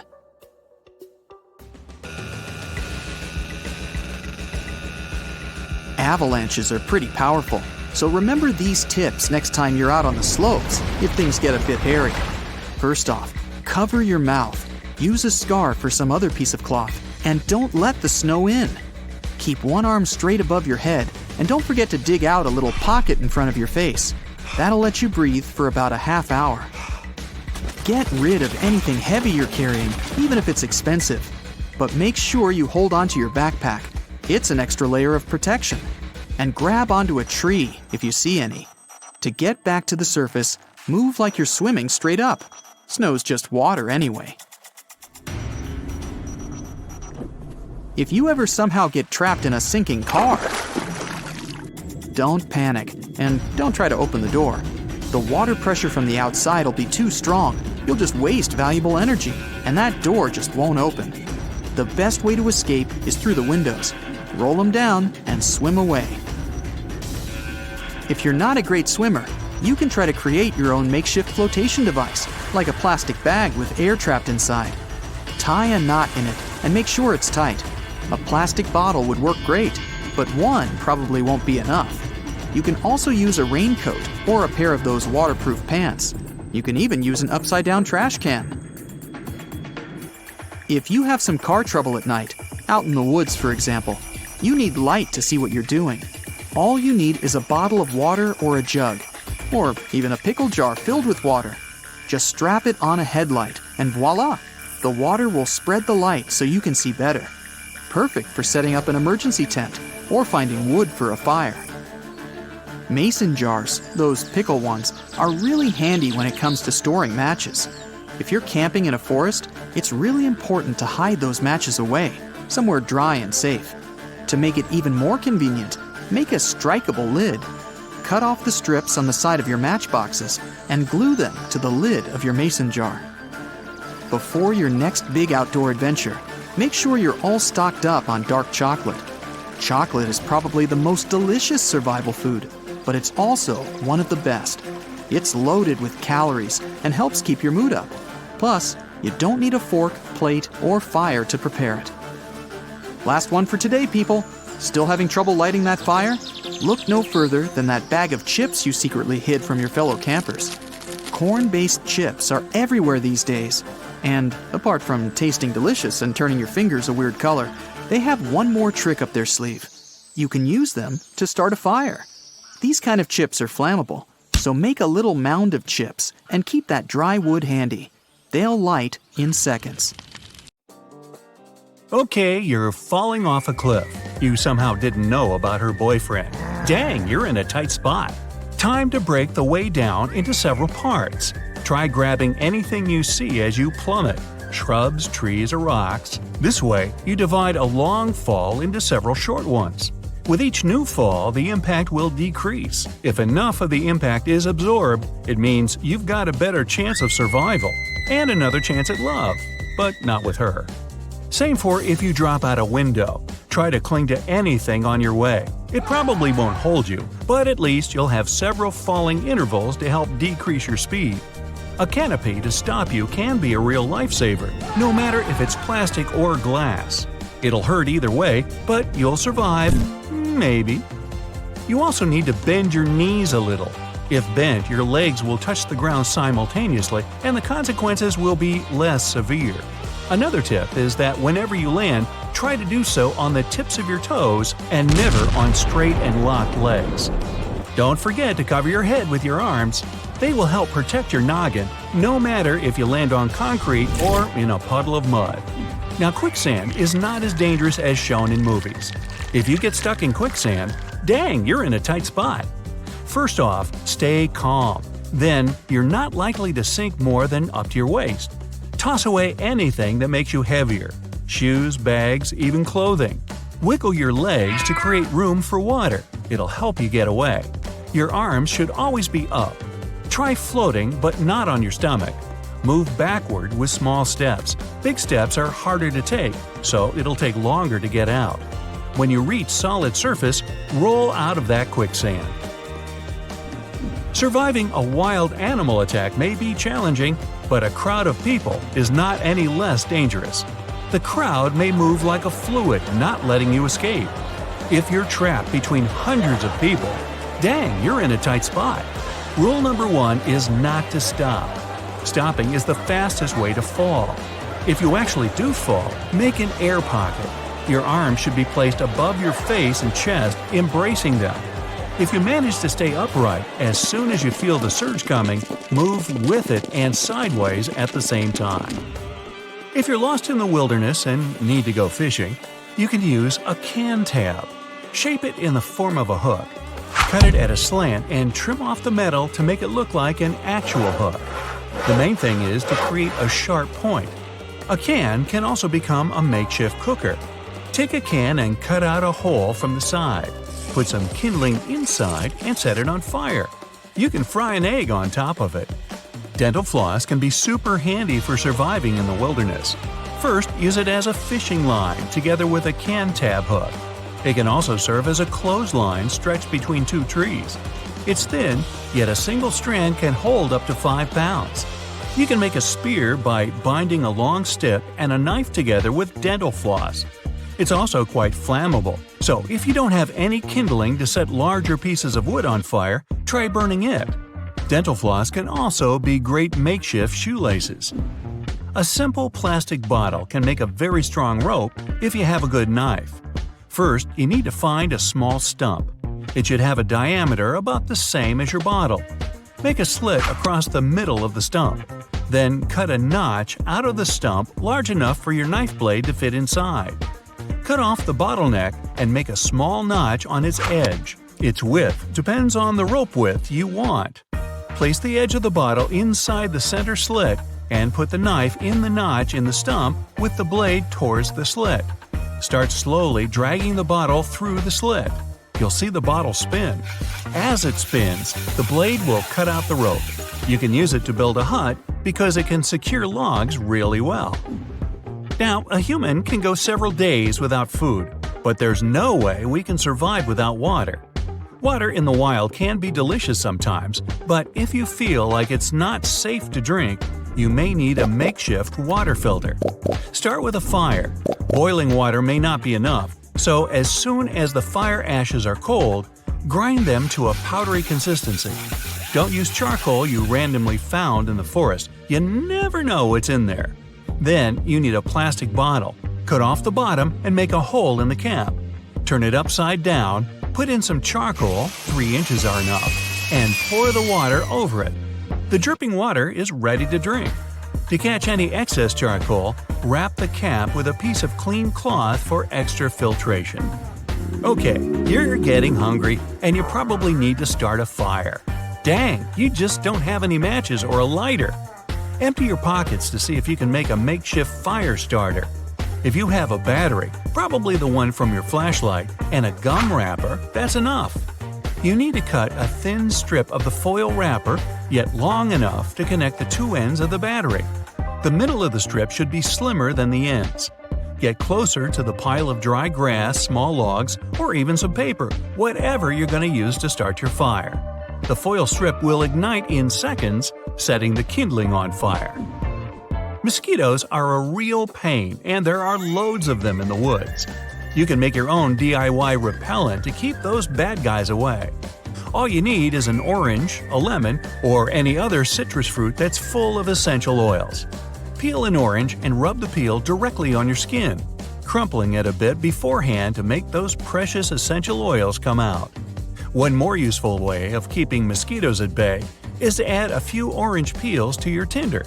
While burning, the essential oils will release and frighten those pesky guys away. If you want to send a signal that you're lost and it's an emergency, cover 3 small fires with any green vegetation, like grass, and then cover it again with some wet fabric. You'll have big white smoke puffs. 3 puffs in a row means emergency. Adding some oil to your fire will turn the smoke black. If you don't have oil, use birch bark instead. Remember, the higher you start the fire, the better, so climb to a visible area. If someone has your hands tied together, dang, you're in a tight spot. The first thing to do is move your wrists to loosen that tie. Ropes can usually be cut through with friction against hard and sharp objects. If you're tied up with a zip tie, try to break it. Clench your fists, press the knuckles together, raise your hands above your head, and then bring them down sharply. The pressure will snap the tie. You may also try to slip out of the zip-tied knot. First, clench your fists. The wrists will go larger like this, widening the bonds. When you relax your hands, the bonds loosen, so you may slip out. Duct tape can be chewed through, or if you moisten it, it will turn softer and easy to loosen. You can even moisten it with your saliva. Crossing a water current may be more dangerous than it seems. When crossing, choose a straight and wide section. Before stepping into the water, check if the current's not too fast. Throw a stick in it, and if it moves faster than your average walking pace, consider crossing at a different location. Or you could just look around for a boat that's nearby. No need to be silly about it. Endless hot deserts seem lifeless at first glance. But among these sands, you can meet dangerous and sometimes creepy creatures. Some of them can only cause health problems, but some can stay in your memory forever. Let's get to know them, starting with dangerous ones and finishing with real nightmares. So, you're walking through a desert and see a big teddy bear with open hands. You understand that it's probably a mirage, but still, you come closer. You were right. It's not a plush toy, but a giant cactus. There's something strange about it.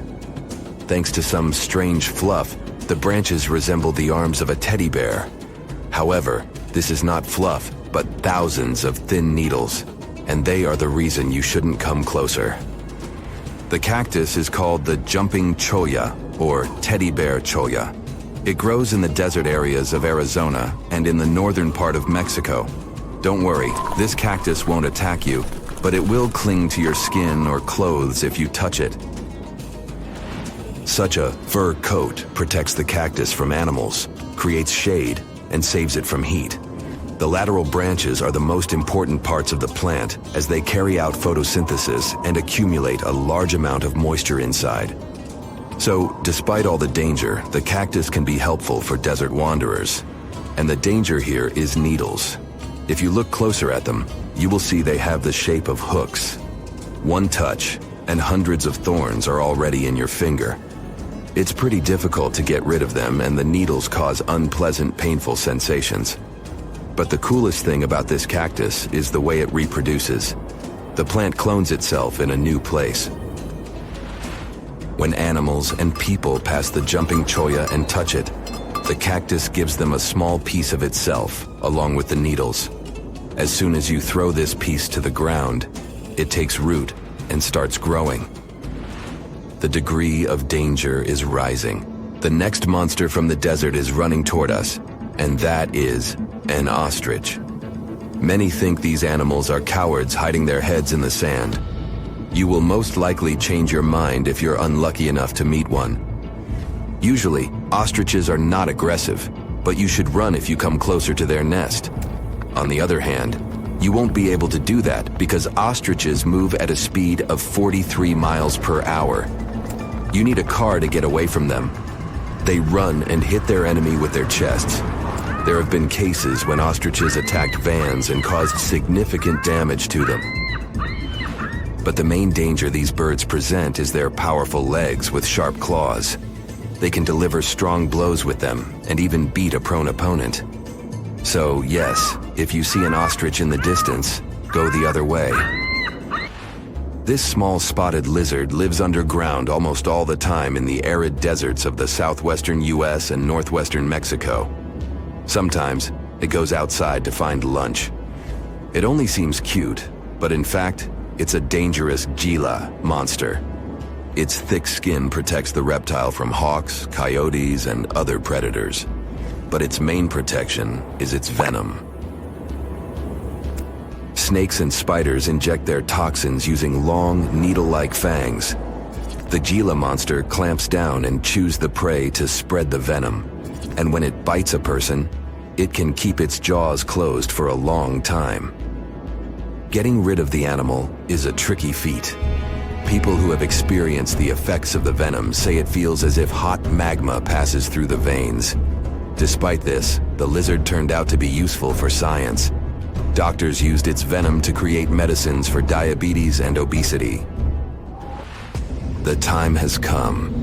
Now you're about to meet one of the creepiest creatures living in the desert. Be quiet and listen to the silence. Stand still. There's no one around. Suddenly, you hear some hissing coming from below. You lower your head and see it. A big yellow spider the size of a human palm with strong jaws and long legs hides in the shadow of your body. In horror, you run away from this monster, but it goes after you. It isn't easy to do it in this situation, but try to calm down. The creature isn't interested in you. It wants only your shadow to hide from the scorching sun. Anyway, it's better not to touch it. The powerful jaws of the camel spider can cause unpleasant sensations, to put it mildly. And, by the way, this creature isn't really a spider. Yeah, it belongs to the class of arachnids, but it's a separate species, Sulpagid. It likes to bite. It's fearless and pretty aggressive. The spider preys on insects, lizards, rodents, and small birds. It can also move at a speed of 10 miles per hour. For their small size, this is very fast. You need to be a professional athlete to run away from it.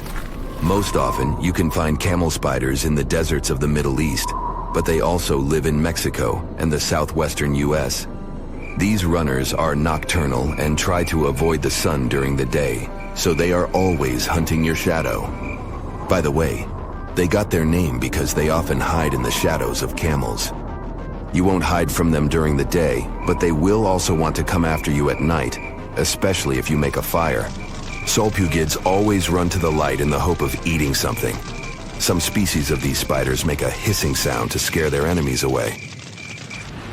Now, let's calm down for a second and leave the hot desert. We're going into the humid tropics of Tanzania. Under tree bark, fallen leaves, and in dark caves, you can meet one of the most terrifying creatures on Earth, a tailless whip scorpion. Imagine a big scorpion without a tail, with a flat body that looks like it has been pressed by something. It's similar to spiders, but has no venom glands and can't spin a web. This monster is silent and fast, but the scariest thing is its 2 front claws, twice as long as the creature itself. Any prey it catches will never escape. Life in a dark cave has spoiled its eyesight, so the whip scorpion tries to avoid sunlight. During molting, it climbs up to the ceiling and slowly comes out of its old skin. Imagine directing your flashlight there and seeing small cocoons out of which pale spiders with excessively long legs crawl. If you really meet it, be calm and slowly go away as far as possible. Be careful. The flat scorpion can crawl under your clothes in a second and bite you in the stomach. And that's not the worst part. Okay, this is a joke. This pretty guy is one of the shyest and most harmless creatures among spiders and scorpions. It's afraid of you and will never attack. Many consider it beautiful and keep whip scorpions in glass terrariums.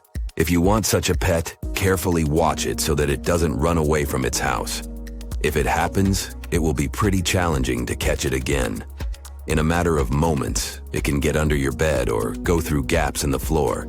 Then it'll go to your neighbor's apartment through a ventilation system and scare people there. Okay, how about one more scorpion? It's not as creepy as the other creatures in this video, but it's the most venomous scorpion in the USA. This is the Arizona bark scorpion. The problem is that you can see it in the desert, in your home, or in the yard. These dangerous venomous beasts crawl into rooms and often sting people. One time is enough to cause pain, similar to a bee sting, but someone with an allergy may experience paralysis, breathing problems, and other health issues. There's a new fungus taking over the world. It settles in humans, is extremely hard to treat, and lasts for weeks on surfaces even after the patient who had it is long gone. In 2009, doctors in Japan found this new species of fungus in a patient's ear. They called it Candida auris and thought there was no reason to panic about it. In a couple of years, the same fungus appeared in South Africa, Venezuela, and the Indian subcontinent. Each case was a completely different set of genes, and 1 in 3 patients who had it wouldn't survive. And if you think it will never possibly affect you, there's some bad news. This sneaky little thing is already in America. It was first identified in New York in 2016. The state has become a real hotspot for it ever since, although the fungus was already found in 29 states. It's especially dangerous for people who already have some health conditions. Candida auris didn't just magically show up out of nowhere and must have long lived on Earth without us knowing. Humans and other mammals used to be immune to fungi because of our high body temperatures. But it looks like these bad boys have adapted to warmer environments, and nothing can stop them now. If you love to walk around woods and pick mushrooms, you gotta watch out for this guy, the death cap. You can easily mistake these sneaky fungi for edible mushrooms. To prove that they deserve their name, death caps are responsible for 90% of all mushroom-related fatalities each year. Originally from the UK and parts of Ireland, death caps have hitchhiked their way around the globe over the past century, spreading to Australia and North America. They've been rapidly taking over California and have even popped up as far north as British Columbia. The big mystery is why these mushrooms are spreading so fast, when exactly they arrived, and how they're impacting local ecosystems. These little guys are so dangerous because of their unique toxins. They might help the mushroom fend off predators. Studying the death caps is tricky because scientists would need to recreate the perfect growing conditions in a lab to analyze their DNA. These lethal guys also have some evil cousins, the destroying angels. These all-white guys look a lot like perfectly edible button mushrooms and meadow mushrooms. So, a lot of people eat them by mistake and find out about it 5 to 24 hours later. The symptoms are really hard to handle, and just one drop of their ammotoxins can take your life. That's why one of the destroying angel species is called the most toxic North American mushroom. If there was the best edible mushroom doppelganger competition in the woods, the webcaps would likely take the gold. There are two types of them that look almost identical to each other and to some edible mushrooms. These sneaky fungi contain a toxin, which first makes you feel like you've caught a cold. The scary part is that the toxin takes from 2 days to 3 weeks to show symptoms, so doctors often misdiagnose it. If not treated in time, the toxin can have some really scary consequences for your health and could even make you depart this life. One English author accidentally picked and served these mushrooms to his family. 4 of them ended up in the hospital. The writer himself, his wife, and his brother-in-law all needed new kidneys after this experience. There are all sorts of bizarre wild mushrooms, from those that look like volcanoes to rods and veils and flowers. If you love stranger things, there is one type just for you. You can visit the real-life equivalent of the upside down in Australia. People are finding the creepiest sort of fungi in their backyards, and you'd think the residents of Down Under are used to all sorts of monsters. And oh, the fungus smells as horrible as it looks. Local scientists explain these monsters are versions of stinkhorns. You can also find their varieties in Europe and North America. They like cooler temperatures and use a woody mulch to grow. Flies love its spores and help spread the fungus. Both the anemone stinkhorn and the octopus stinkhorn that were recently found are safe for humans and pets, but only at the egg stage when the smell is not so potent. You probably wouldn't eat it later anyway because of the decaying flesh odor. Morels are some of the most delicious mushrooms with an earthy, nutty flavor. They have a meaty texture, unlike most mushrooms, and that's probably why chefs and their clients love them so much. They only grow in the wild between March and June, which makes them so expensive. And they have an evil look-alike, the false morels. They have caused trouble in the US and Europe. Some folks claim false morels are safe to eat if prepared correctly, but would you really want to risk it? If you're a forager, you need to learn to tell the difference between the real and the fake thing. True morels have small, pitted hollows in their caps. They're completely hollow from the tip of the cap to the bottom of the stem. On false morels, the cap may be ridged, wrinkled, waved, or smooth, but it doesn't have the hole-like pits of a true morel.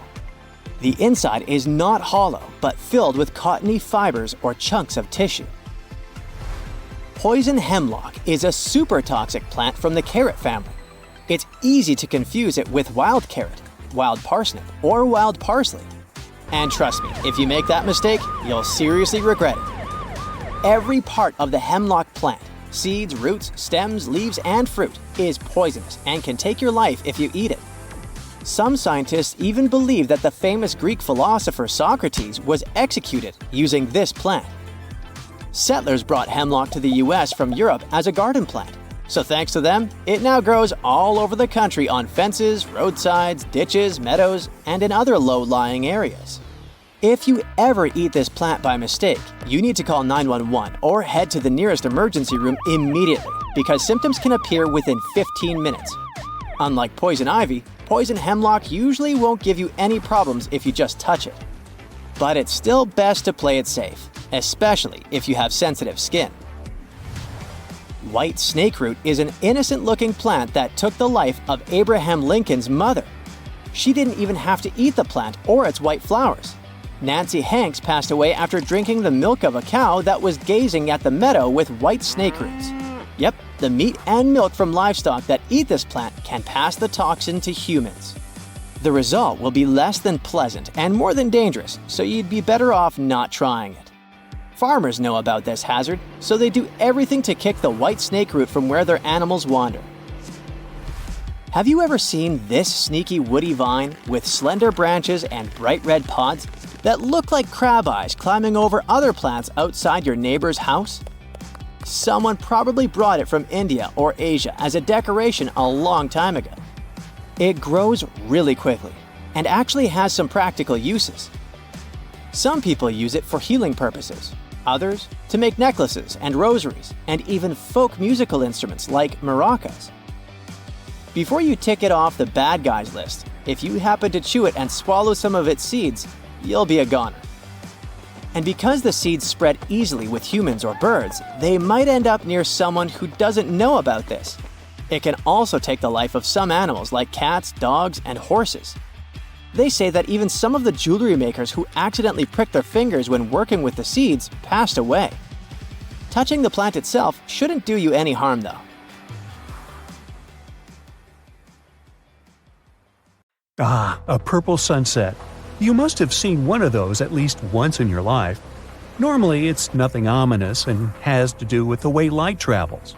The light that the sun produces is white. When it goes through a prism, you see light waves of different colors, from red and orange to blue, green, and indigo. Light normally travels in a straight line if there's no obstacle in its way. The shorter light waves, including blues and purples, are scattered easier when they meet with those obstacles, like molecules and aerosols in the atmosphere. Because the sun is low on the horizon at sunset and sunrise, its light has to pass through more molecules that scatter the violet and blue light. The colors that your eyes pick up, then, are yellow, orange, and red. But with the right conditions, you can see the gorgeous purple sky. Sometimes purple sky appears for much scarier reasons. It can be caused by hurricanes, wildfires, or dust storms. The concentration of vapor in the air increases, and the light scatters more than usual. Dust, a setting sun, and low cloud cover all contribute to this natural show, too. The sky turns orange and red at dusk if there's still enough light. Then it gives off pink hues, which mix up with a dark blue sky above. Now, do you remember what happens when you mix pink and blue? You get the color purple. Not every hurricane makes the sky turn purple, and trying to predict if it's going to happen is like trying to forecast a rainbow. Still, people reported several major hurricanes made the skies turn purple. Now, green skies might look just as spectacular as purple ones, but they actually also scream danger.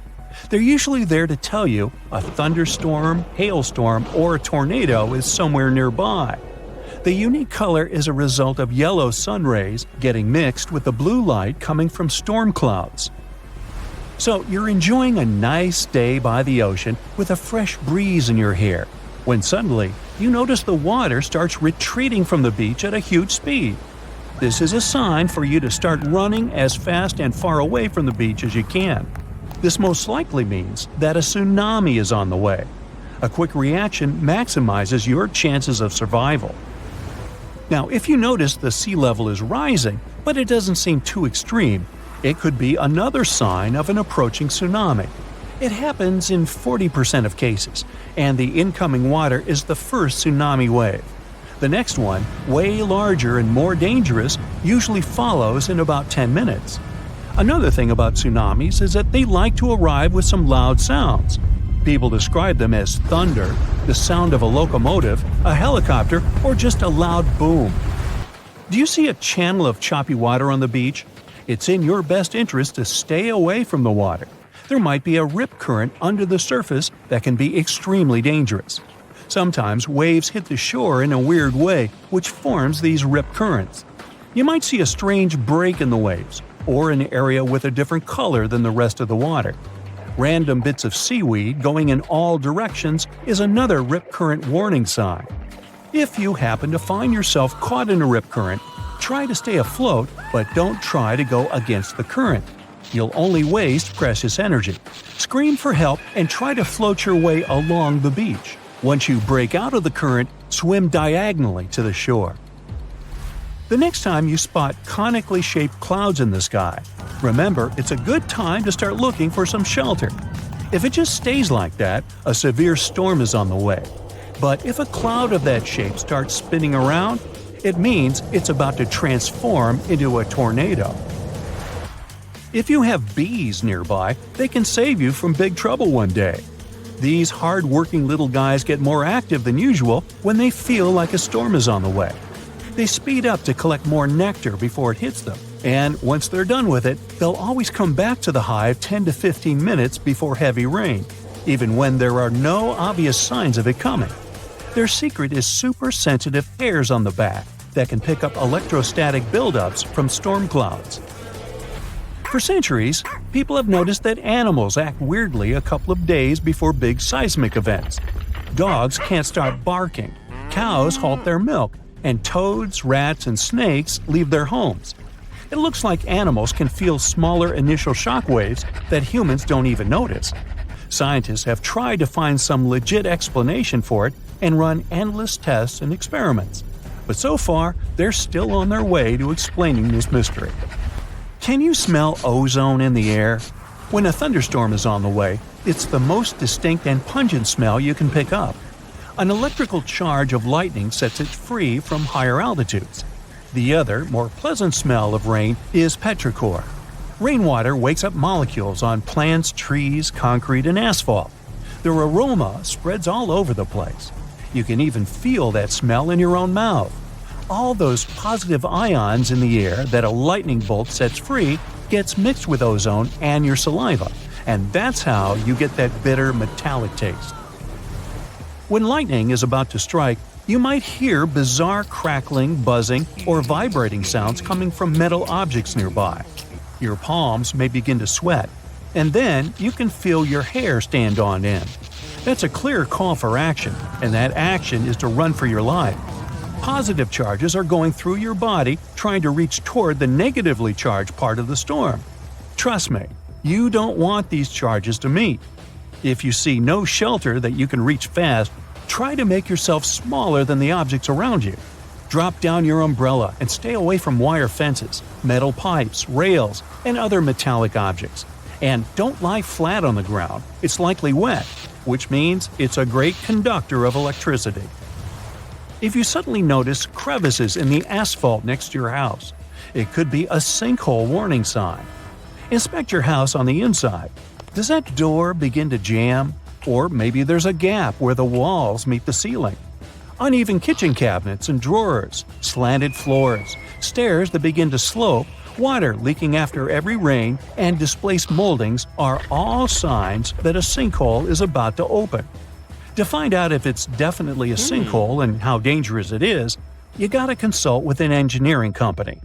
If you find a sinkhole that's already there, you gotta stay away from the sinkhole area. Fence or rope it off to make it less dangerous for others. You'll need professional help to fix it.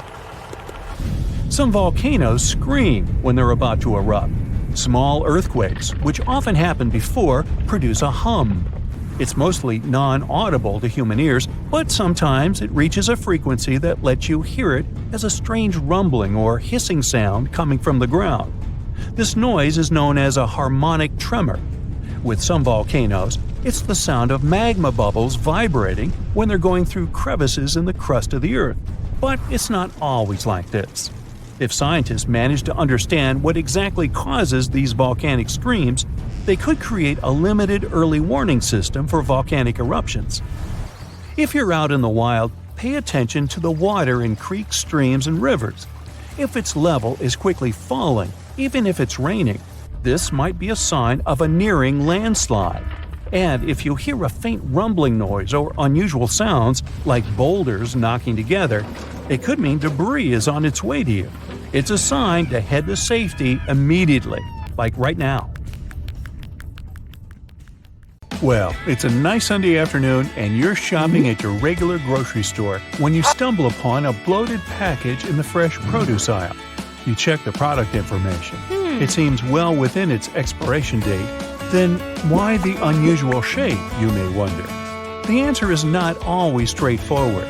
For some types of fresh products, such as meat, fish, or seafood, sometimes even salads and cheese, scientists came up with something called MAP, or Modified Atmosphere Packaging, to ensure that these types of products with a relatively short shelf life stay fresh for as long as possible.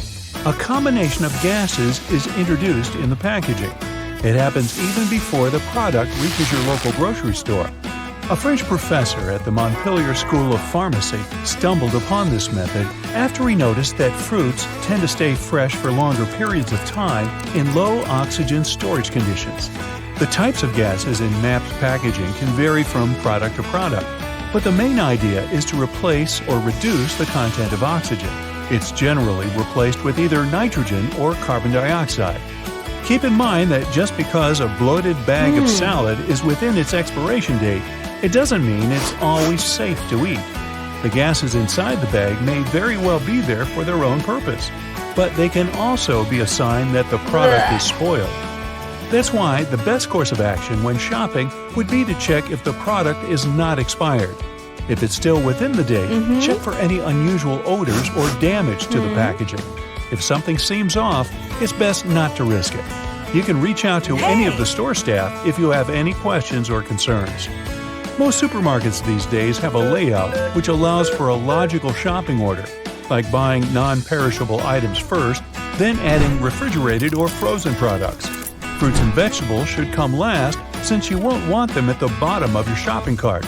Nobody likes a squished tomato. While I'm on the subject of fruits and veggies, try to get them earlier in the morning if possible. Veggies that have been sitting out all day may lose some of their shape and texture, while others may be a bit wilted away. Quick tip on waste management: never buy more produce than you intend to use in a week. Most fruits and vegetables don't even last that long, so it's best not to give in to cravings. Shopping on a full stomach might help with that as well, just as much as going shopping with a pre-made list of things you need to buy. Thoroughly inspecting the package of every product might save you some hustle later as well. Refrigerated products need to feel cold to the touch, whilst frozen ones need to be solid and with no sign of leakage. When you get home, make sure you refrigerate all the necessary items as soon as possible. Generally, they shouldn't be out of the refrigerator for more than 2 hours. Otherwise, their quality won't stay the same. Buying potted herbs from the grocery store may not be the first thing on your list, but it's surely something to consider. Not only are they available for a fraction of the cost, but they're also easy to grow and take care of. Just picture a nice herb garden right there on your balcony or even in the kitchen. Wouldn't that be nice? You'll always have fresh basil to top a mouth-watering pasta dish. Since you're still at the grocery store, pick up some coffee filters while you're at it. You may not have a machine at home that actually uses filters, but there are a lot more things you can use them for around the house. They can be used for straining liquids, safely stacking delicate china in your cupboards, or even polishing windows, or shoes for that matter.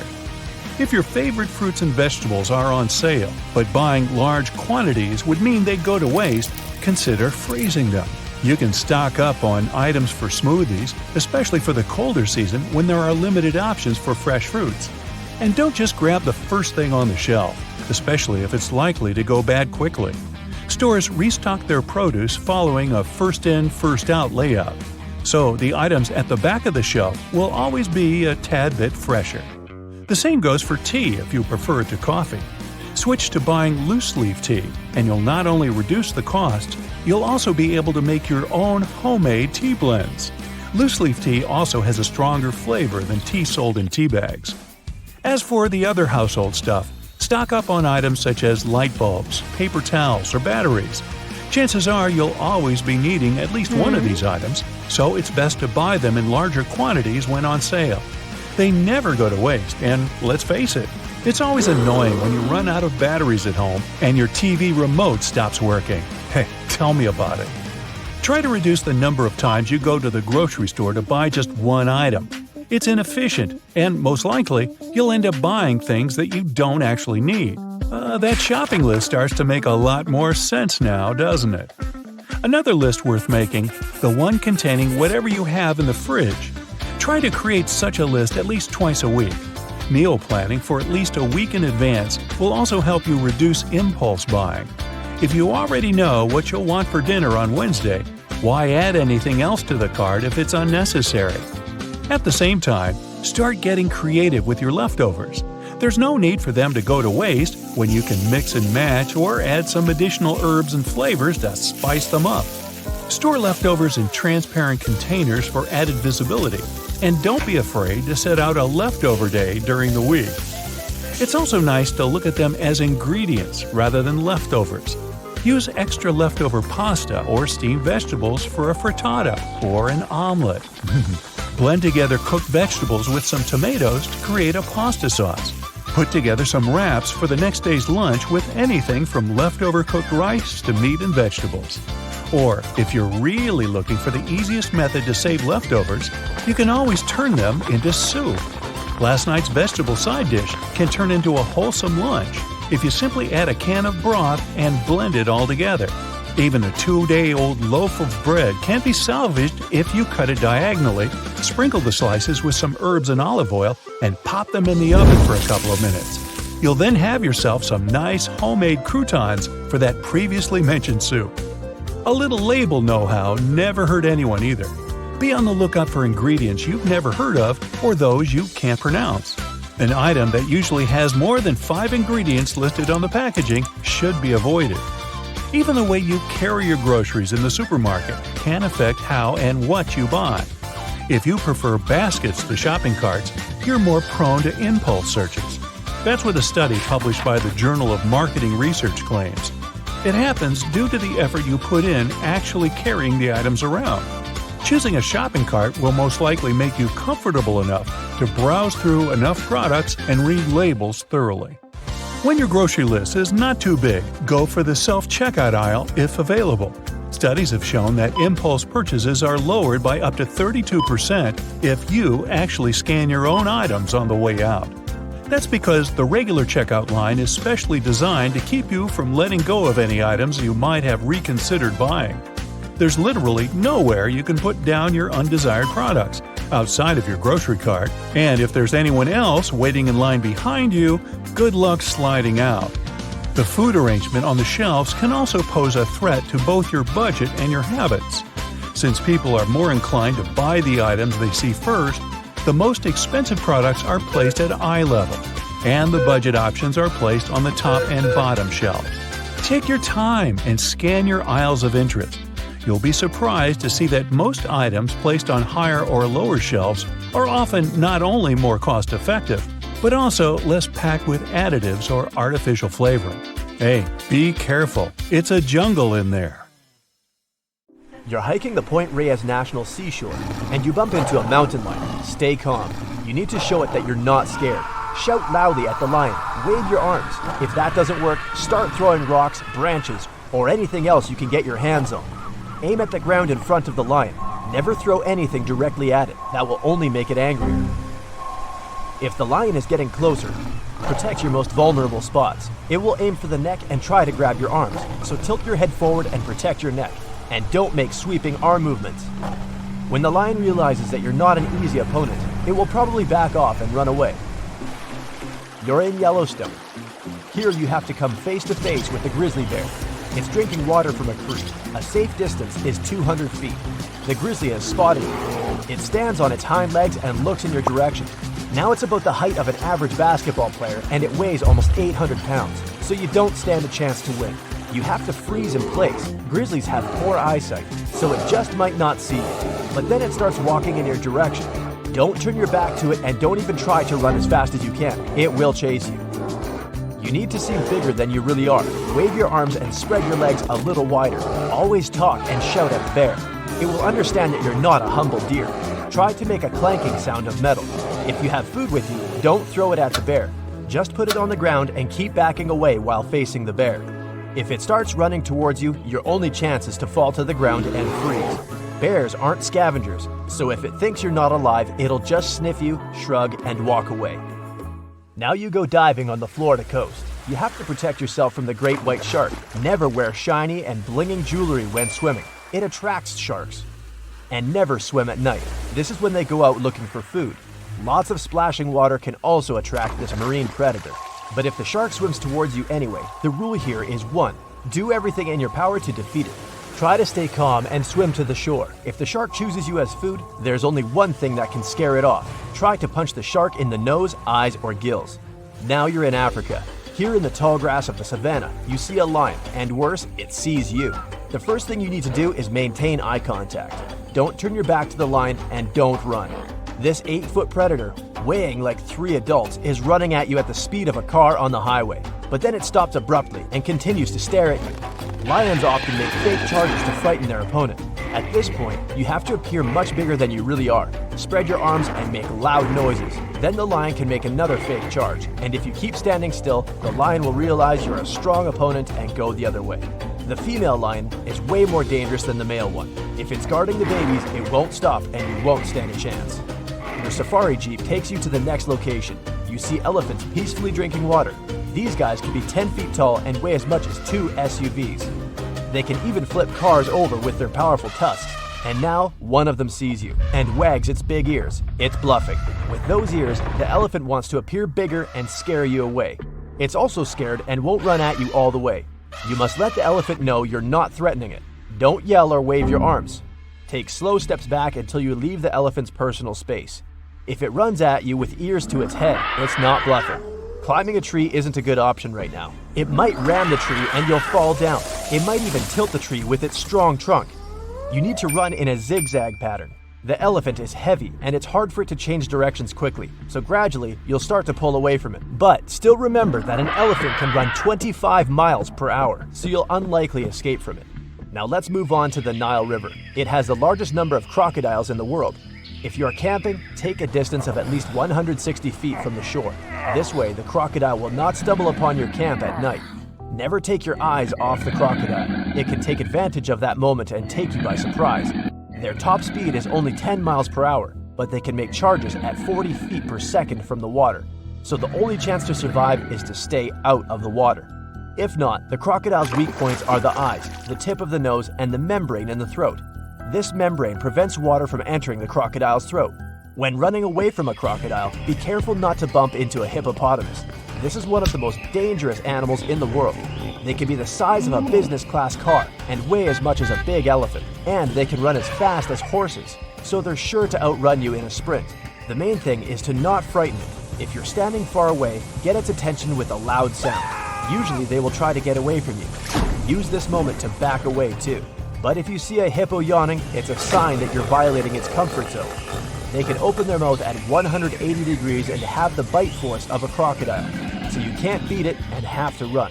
The best option is to climb a tree or some kind of slope. Hippos have a hard time climbing high places, and if you manage to escape, you'd be one of the few people who survived a face-to-face encounter with a hippo. There's also buffaloes living here in the savannah. They can be as tall as an adult and weigh a whole ton. And unlike lions and elephants, they don't make a fake charge. If you see this machine running at you, it definitely has evil intentions. Their powerful horns and skull can bend sheets of metal. They can turn a new car into a pile of scrap metal. You can never outrun a buffalo, so your only option is to find the nearest tree and run to it before the buffalo even starts its charge. If you run into a snake, you need to freeze in place. There are endless species of snake, and you don't know if your opponent is venomous or not. So you definitely need to avoid getting bitten. Make smooth and slow backward movements. If the snake is following you, stop and start stomping your feet. The strong vibrations of the ground should scare it away. If the snake bit you anyway, try to remember exactly what it looked like. Better yet, take a picture of it. To neutralize the venom, you need to take an antidote to the specific venom of that species of snake. You're on your way to Northeast Asia. As you're going through the dense jungle, you see a clearing. Several wild boars are peacefully grazing there. One of them is a female with several children. It'll do anything to protect them, so it's especially aggressive now. Oops, it spotted you. Get ready to defend yourself. If the wild boar is making high-pitched, piercing cries, it's going to strike you. The first thing you need to do is to stay calm and stand still. You have a good chance that the boar will go on its way, but you see it starting to run. And now you have several options. A, you can run away. B, you can face the blow. And C, climb the nearest tree. The first option is wrong. Wild boars can run almost as fast as Usain Bolt, and when it catches up to you, its sharp tusks won't leave you a chance. Option B, stay where you are. Wrong. A wild boar can weigh as much as a motorcycle and be almost as long as an adult. A hit at 25 miles per hour will just knock you down. So the correct option is to climb the nearest tree. If there's no trees, then climb a car or a tall rock. You have to be in a higher position than the boar. When it realizes it can't reach you, it'll leave you alone. The most important thing is to stay away from wild boars. Never try to feed them or provoke them. Well, it's that time of year again, spring cleaning. Making your way outside, you grab the duster and broom to get rid of all those cobwebs on your windows. They don't stand a chance this time. Removing one cobweb after the other, you suddenly notice some weird-shaped mud stuck under the eaves and porch. What's this? It suddenly dawns on you, these have to be mud dauber wasp nests. You're probably thinking there's a swarm of them around with so many nests being side by side. Luckily, mud dauber wasps are solitary insects. Whew! All those little mud huts are filled with paralyzed spiders. Sometimes, even up to 500 spiders can be trapped in these lockers, just waiting for the wasp young to hatch. If the nest has holes, it may indicate the nest is inactive or old, as mud dauber wasps create holes when they leave the nest. If you're not going to remove them, it's best to wait till nighttime when they're not as active. While they're pretty placid, if they feel threatened, they won't hesitate to sting. Looking like someone got halfway through building one insect and forgot what part came next, the mole cricket is one insect that really looks out of this world. With claws like a mole, a body of a cricket, and the head of a shrimp, this critter is like the platypus of the insect world. They're not venomous and will only bite if you trap them inside your hand. And if you really annoy it, it's got something else up its sleeve – the wings. They can spit a foul-smelling brown liquid from their body, just like a skunk. So just let them leave your home and there will be nothing to clean up. Rock pools are teeming with all sorts of plant and animal life. Sea creatures such as starfish, seagrass, hermit crabs, tiny fish, and all types of octopuses.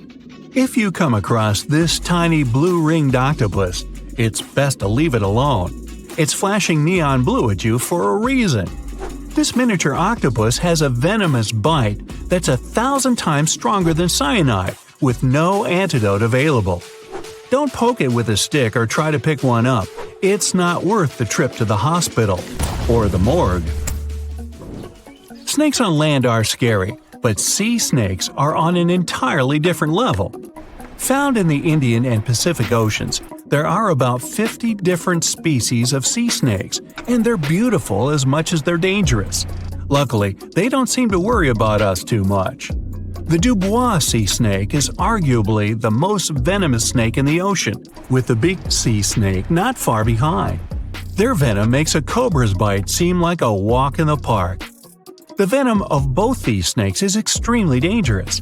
Good thing for us that their venom can take hours to cause any symptoms in humans. If they can bite through your wetsuit, that is. Now, if this fly lands on your arm outside, you might just scream a little. Hey, I wouldn't blame you. The scorpion fly, as its name suggests, has a curved tail that looks just like a scorpion stinger. But you can breathe a sigh of relief. This is only used for mating. It also has a long beak-like head that's used to feed after stealing insects from spiders' webs. To find the perfect partner, they love to give the equivalent of a box of chocolates and flowers, except theirs is saliva. How romantic. If you happen to be in Africa, you might just miss this large bird if you're not paying attention. The shoebill will just casually stand still as you walk right on by. Growing up to 5 feet tall with an 8-foot wingspan, the shoebill sounds like an apex predator, though it's anything but. Known as one of the most slow-moving birds, almost statue-like, the shoebill just eats fish near the surface of the water without a care in the world. This bird isn't afraid of humans at all. While they won't naturally come over to talk about the weather, they'll allow us to get close enough for some photos. Now, if you hear a small squeaking sound while you're in the garden, it could be a mouse, a squirrel, or a rhinoceros beetle is letting you know that you are too close. They love to make a racket when bothered. With a giant scary horn on top of their head, they might seem like they're able to defend themselves with it, but that's not possible at all.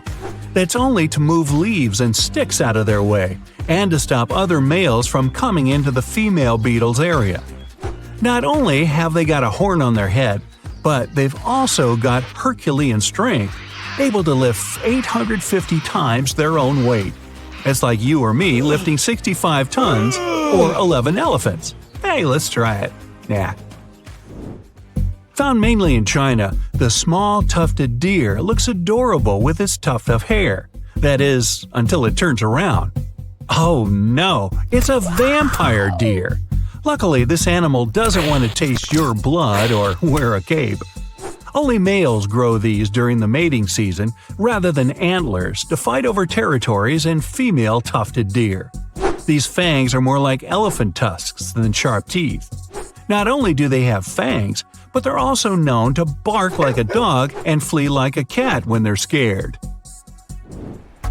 Red sky at night, sailor's delight. Red sky in the morning, sailor's warning.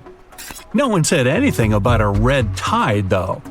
The red tide is a toxic algal bloom that rises up from the seafloor after particularly bad storms. This algae looks a lot like spilled ketchup or rust in the water, but it's much worse for the life around it. Fish and marine life will try to escape once exposed to the toxic algae in their water. It's not particularly harmful to humans who are exposed to it, but if you eat seafood contaminated with its toxins, things can become a bit more serious. So, if the sea is red, just stay out of the water.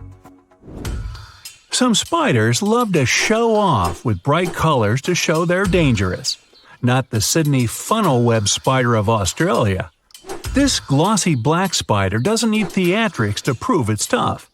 These bad-tempered crawlers cause serious alarm when they decide to bite us. It can shut down our entire nervous system in as little as 30 minutes. Making their web in any shelter, like old logs, shoes, or even garden gnomes, the funnel web spiders like to live close to our surroundings for easy food. When they get tired of an area, they just leave their web behind and wander off to find somewhere new. Perfect. Some say honey badgers don't care, and I think they might be right. When you're brave enough to take food away from a jaguar, lion, or hyena, hey, what do you got to fear?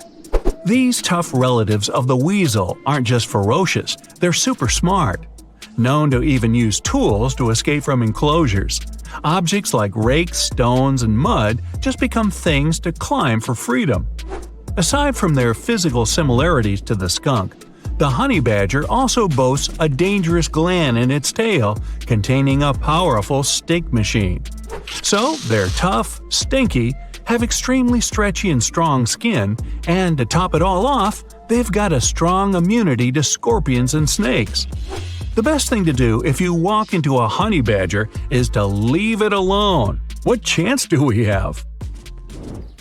Ever heard of the fungus strawberries and cream? No? What about its other name, the bleeding tooth fungus? This fungus isn't toxic, but tastes so bitter that you might think twice about trying some. When young and growing, this white mushroom appears to have red jelly coming out of its pores. This sticky liquid is sap that's pushed up from taking on too much water. The adult mushroom is just a boring beige compared to this. Underneath the mushroom cap, where its spores are produced, it has a tooth-like structure, just to make it even weirder. Tasmanian devils have a reputation for being bad-tempered when threatened by a predator, fighting other males, or getting a place at the table for dinner. They're dubbed devils because of the teeth-baring, lunging, and one of the scariest shrieks you'll ever hear in the middle of the night. They'll also eat pretty much anything they can get a hold of, too. They don't habitually go for people, although they will defend themselves if they're cornered. With such a powerful bite, you wouldn't want to be on the receiving end. Good thing the Tassie devils would much rather escape as well. Well, it's time to stretch your legs and take a walk in the park. The sun is shining, and you enjoy the weather and life on the whole. That's when you spot a rapidly growing vertical cloud. Bright white at first, it's approaching alarmingly fast, becoming dense and inky. The sky is darkening, and a gust of wind blows the hat off your head. And then your hair starts to stand on end. That's your cue to run for your life. You're about to be hit by lightning. At this very moment, positive charges are rising through your body. They're reaching toward the negatively charged part of the storm. If you don't react fast, these charges will meet, and it'll end badly for you. If there's nowhere you can hide, crouch down and try to make yourself smaller than the objects around you. Don't lie flat on the ground. It may be wet and thus a great conductor of electricity. There are also other signs that scream danger during a lightning storm. Your palms may begin to sweat. You might hear bizarre crackling, buzzing, or vibrating sounds coming from metal objects nearby. Your skin can start to tingle. There might be a strange metallic taste in your mouth. If you're sure you're not chewing on tinfoil, then look out. Plus, you're likely to smell chlorine. That's ozone. Electrical charges split the molecules of nitrogen and oxygen, which are the main gases forming the atmosphere, into separate atoms. When these atoms come together again, some of them produce molecules made up of 3 oxygen atoms. That's ozone.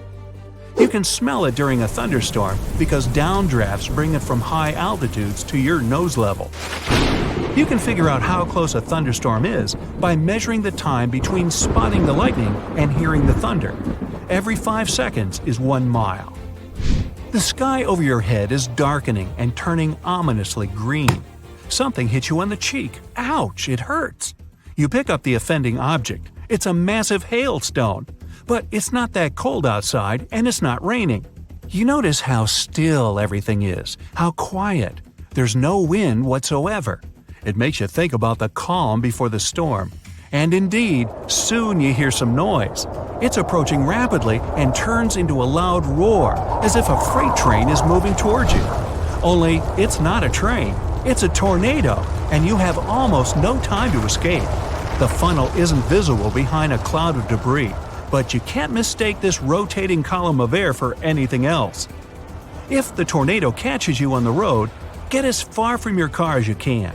This will prevent the vehicle from being hurtled toward you. Find a ditch, lie down in it, and cover your head. If you're inside, get away from windows and hide underground if possible. Now, you're at the seaside, walking along the shore and enjoying a light breeze. Suddenly, the ground starts shaking under your feet. Must be an earthquake. The next weirdness you notice is the water retreating from the beach at breakneck speed. It leaves behind the exposed ocean floor, reefs, and even fish. That's when you hear a distant roaring sound. It's a tsunami, and you only have a few minutes to save your life. Get to high ground immediately. A giant wave is already speeding toward the shore.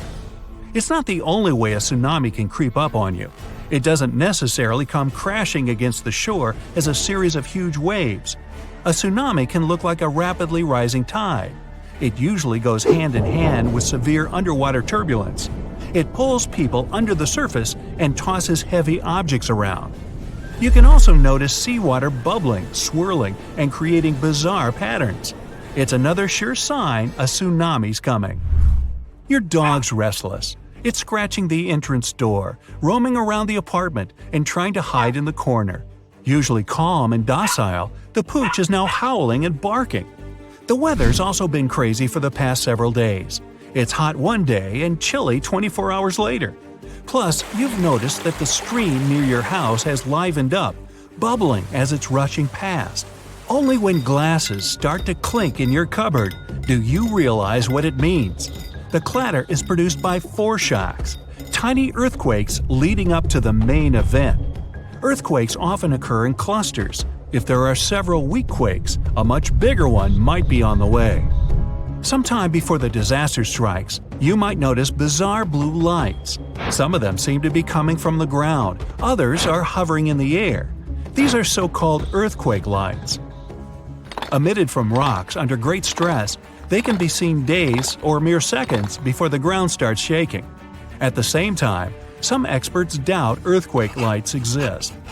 If you think an earthquake is about to happen and there's a catfish in your aquarium, pay attention to its behavior. Scientists have proved this species can react to earth tremors. The fish become restless when seismic activity is high. Some bugs can feel a storm coming. They get ready for the natural disaster by stopping any movement. That's why, if you notice that lots of insects around you look drowsy, search for shelter. As for bees, they can predict heavy rainstorms. They begin to work much harder the day before it starts raining.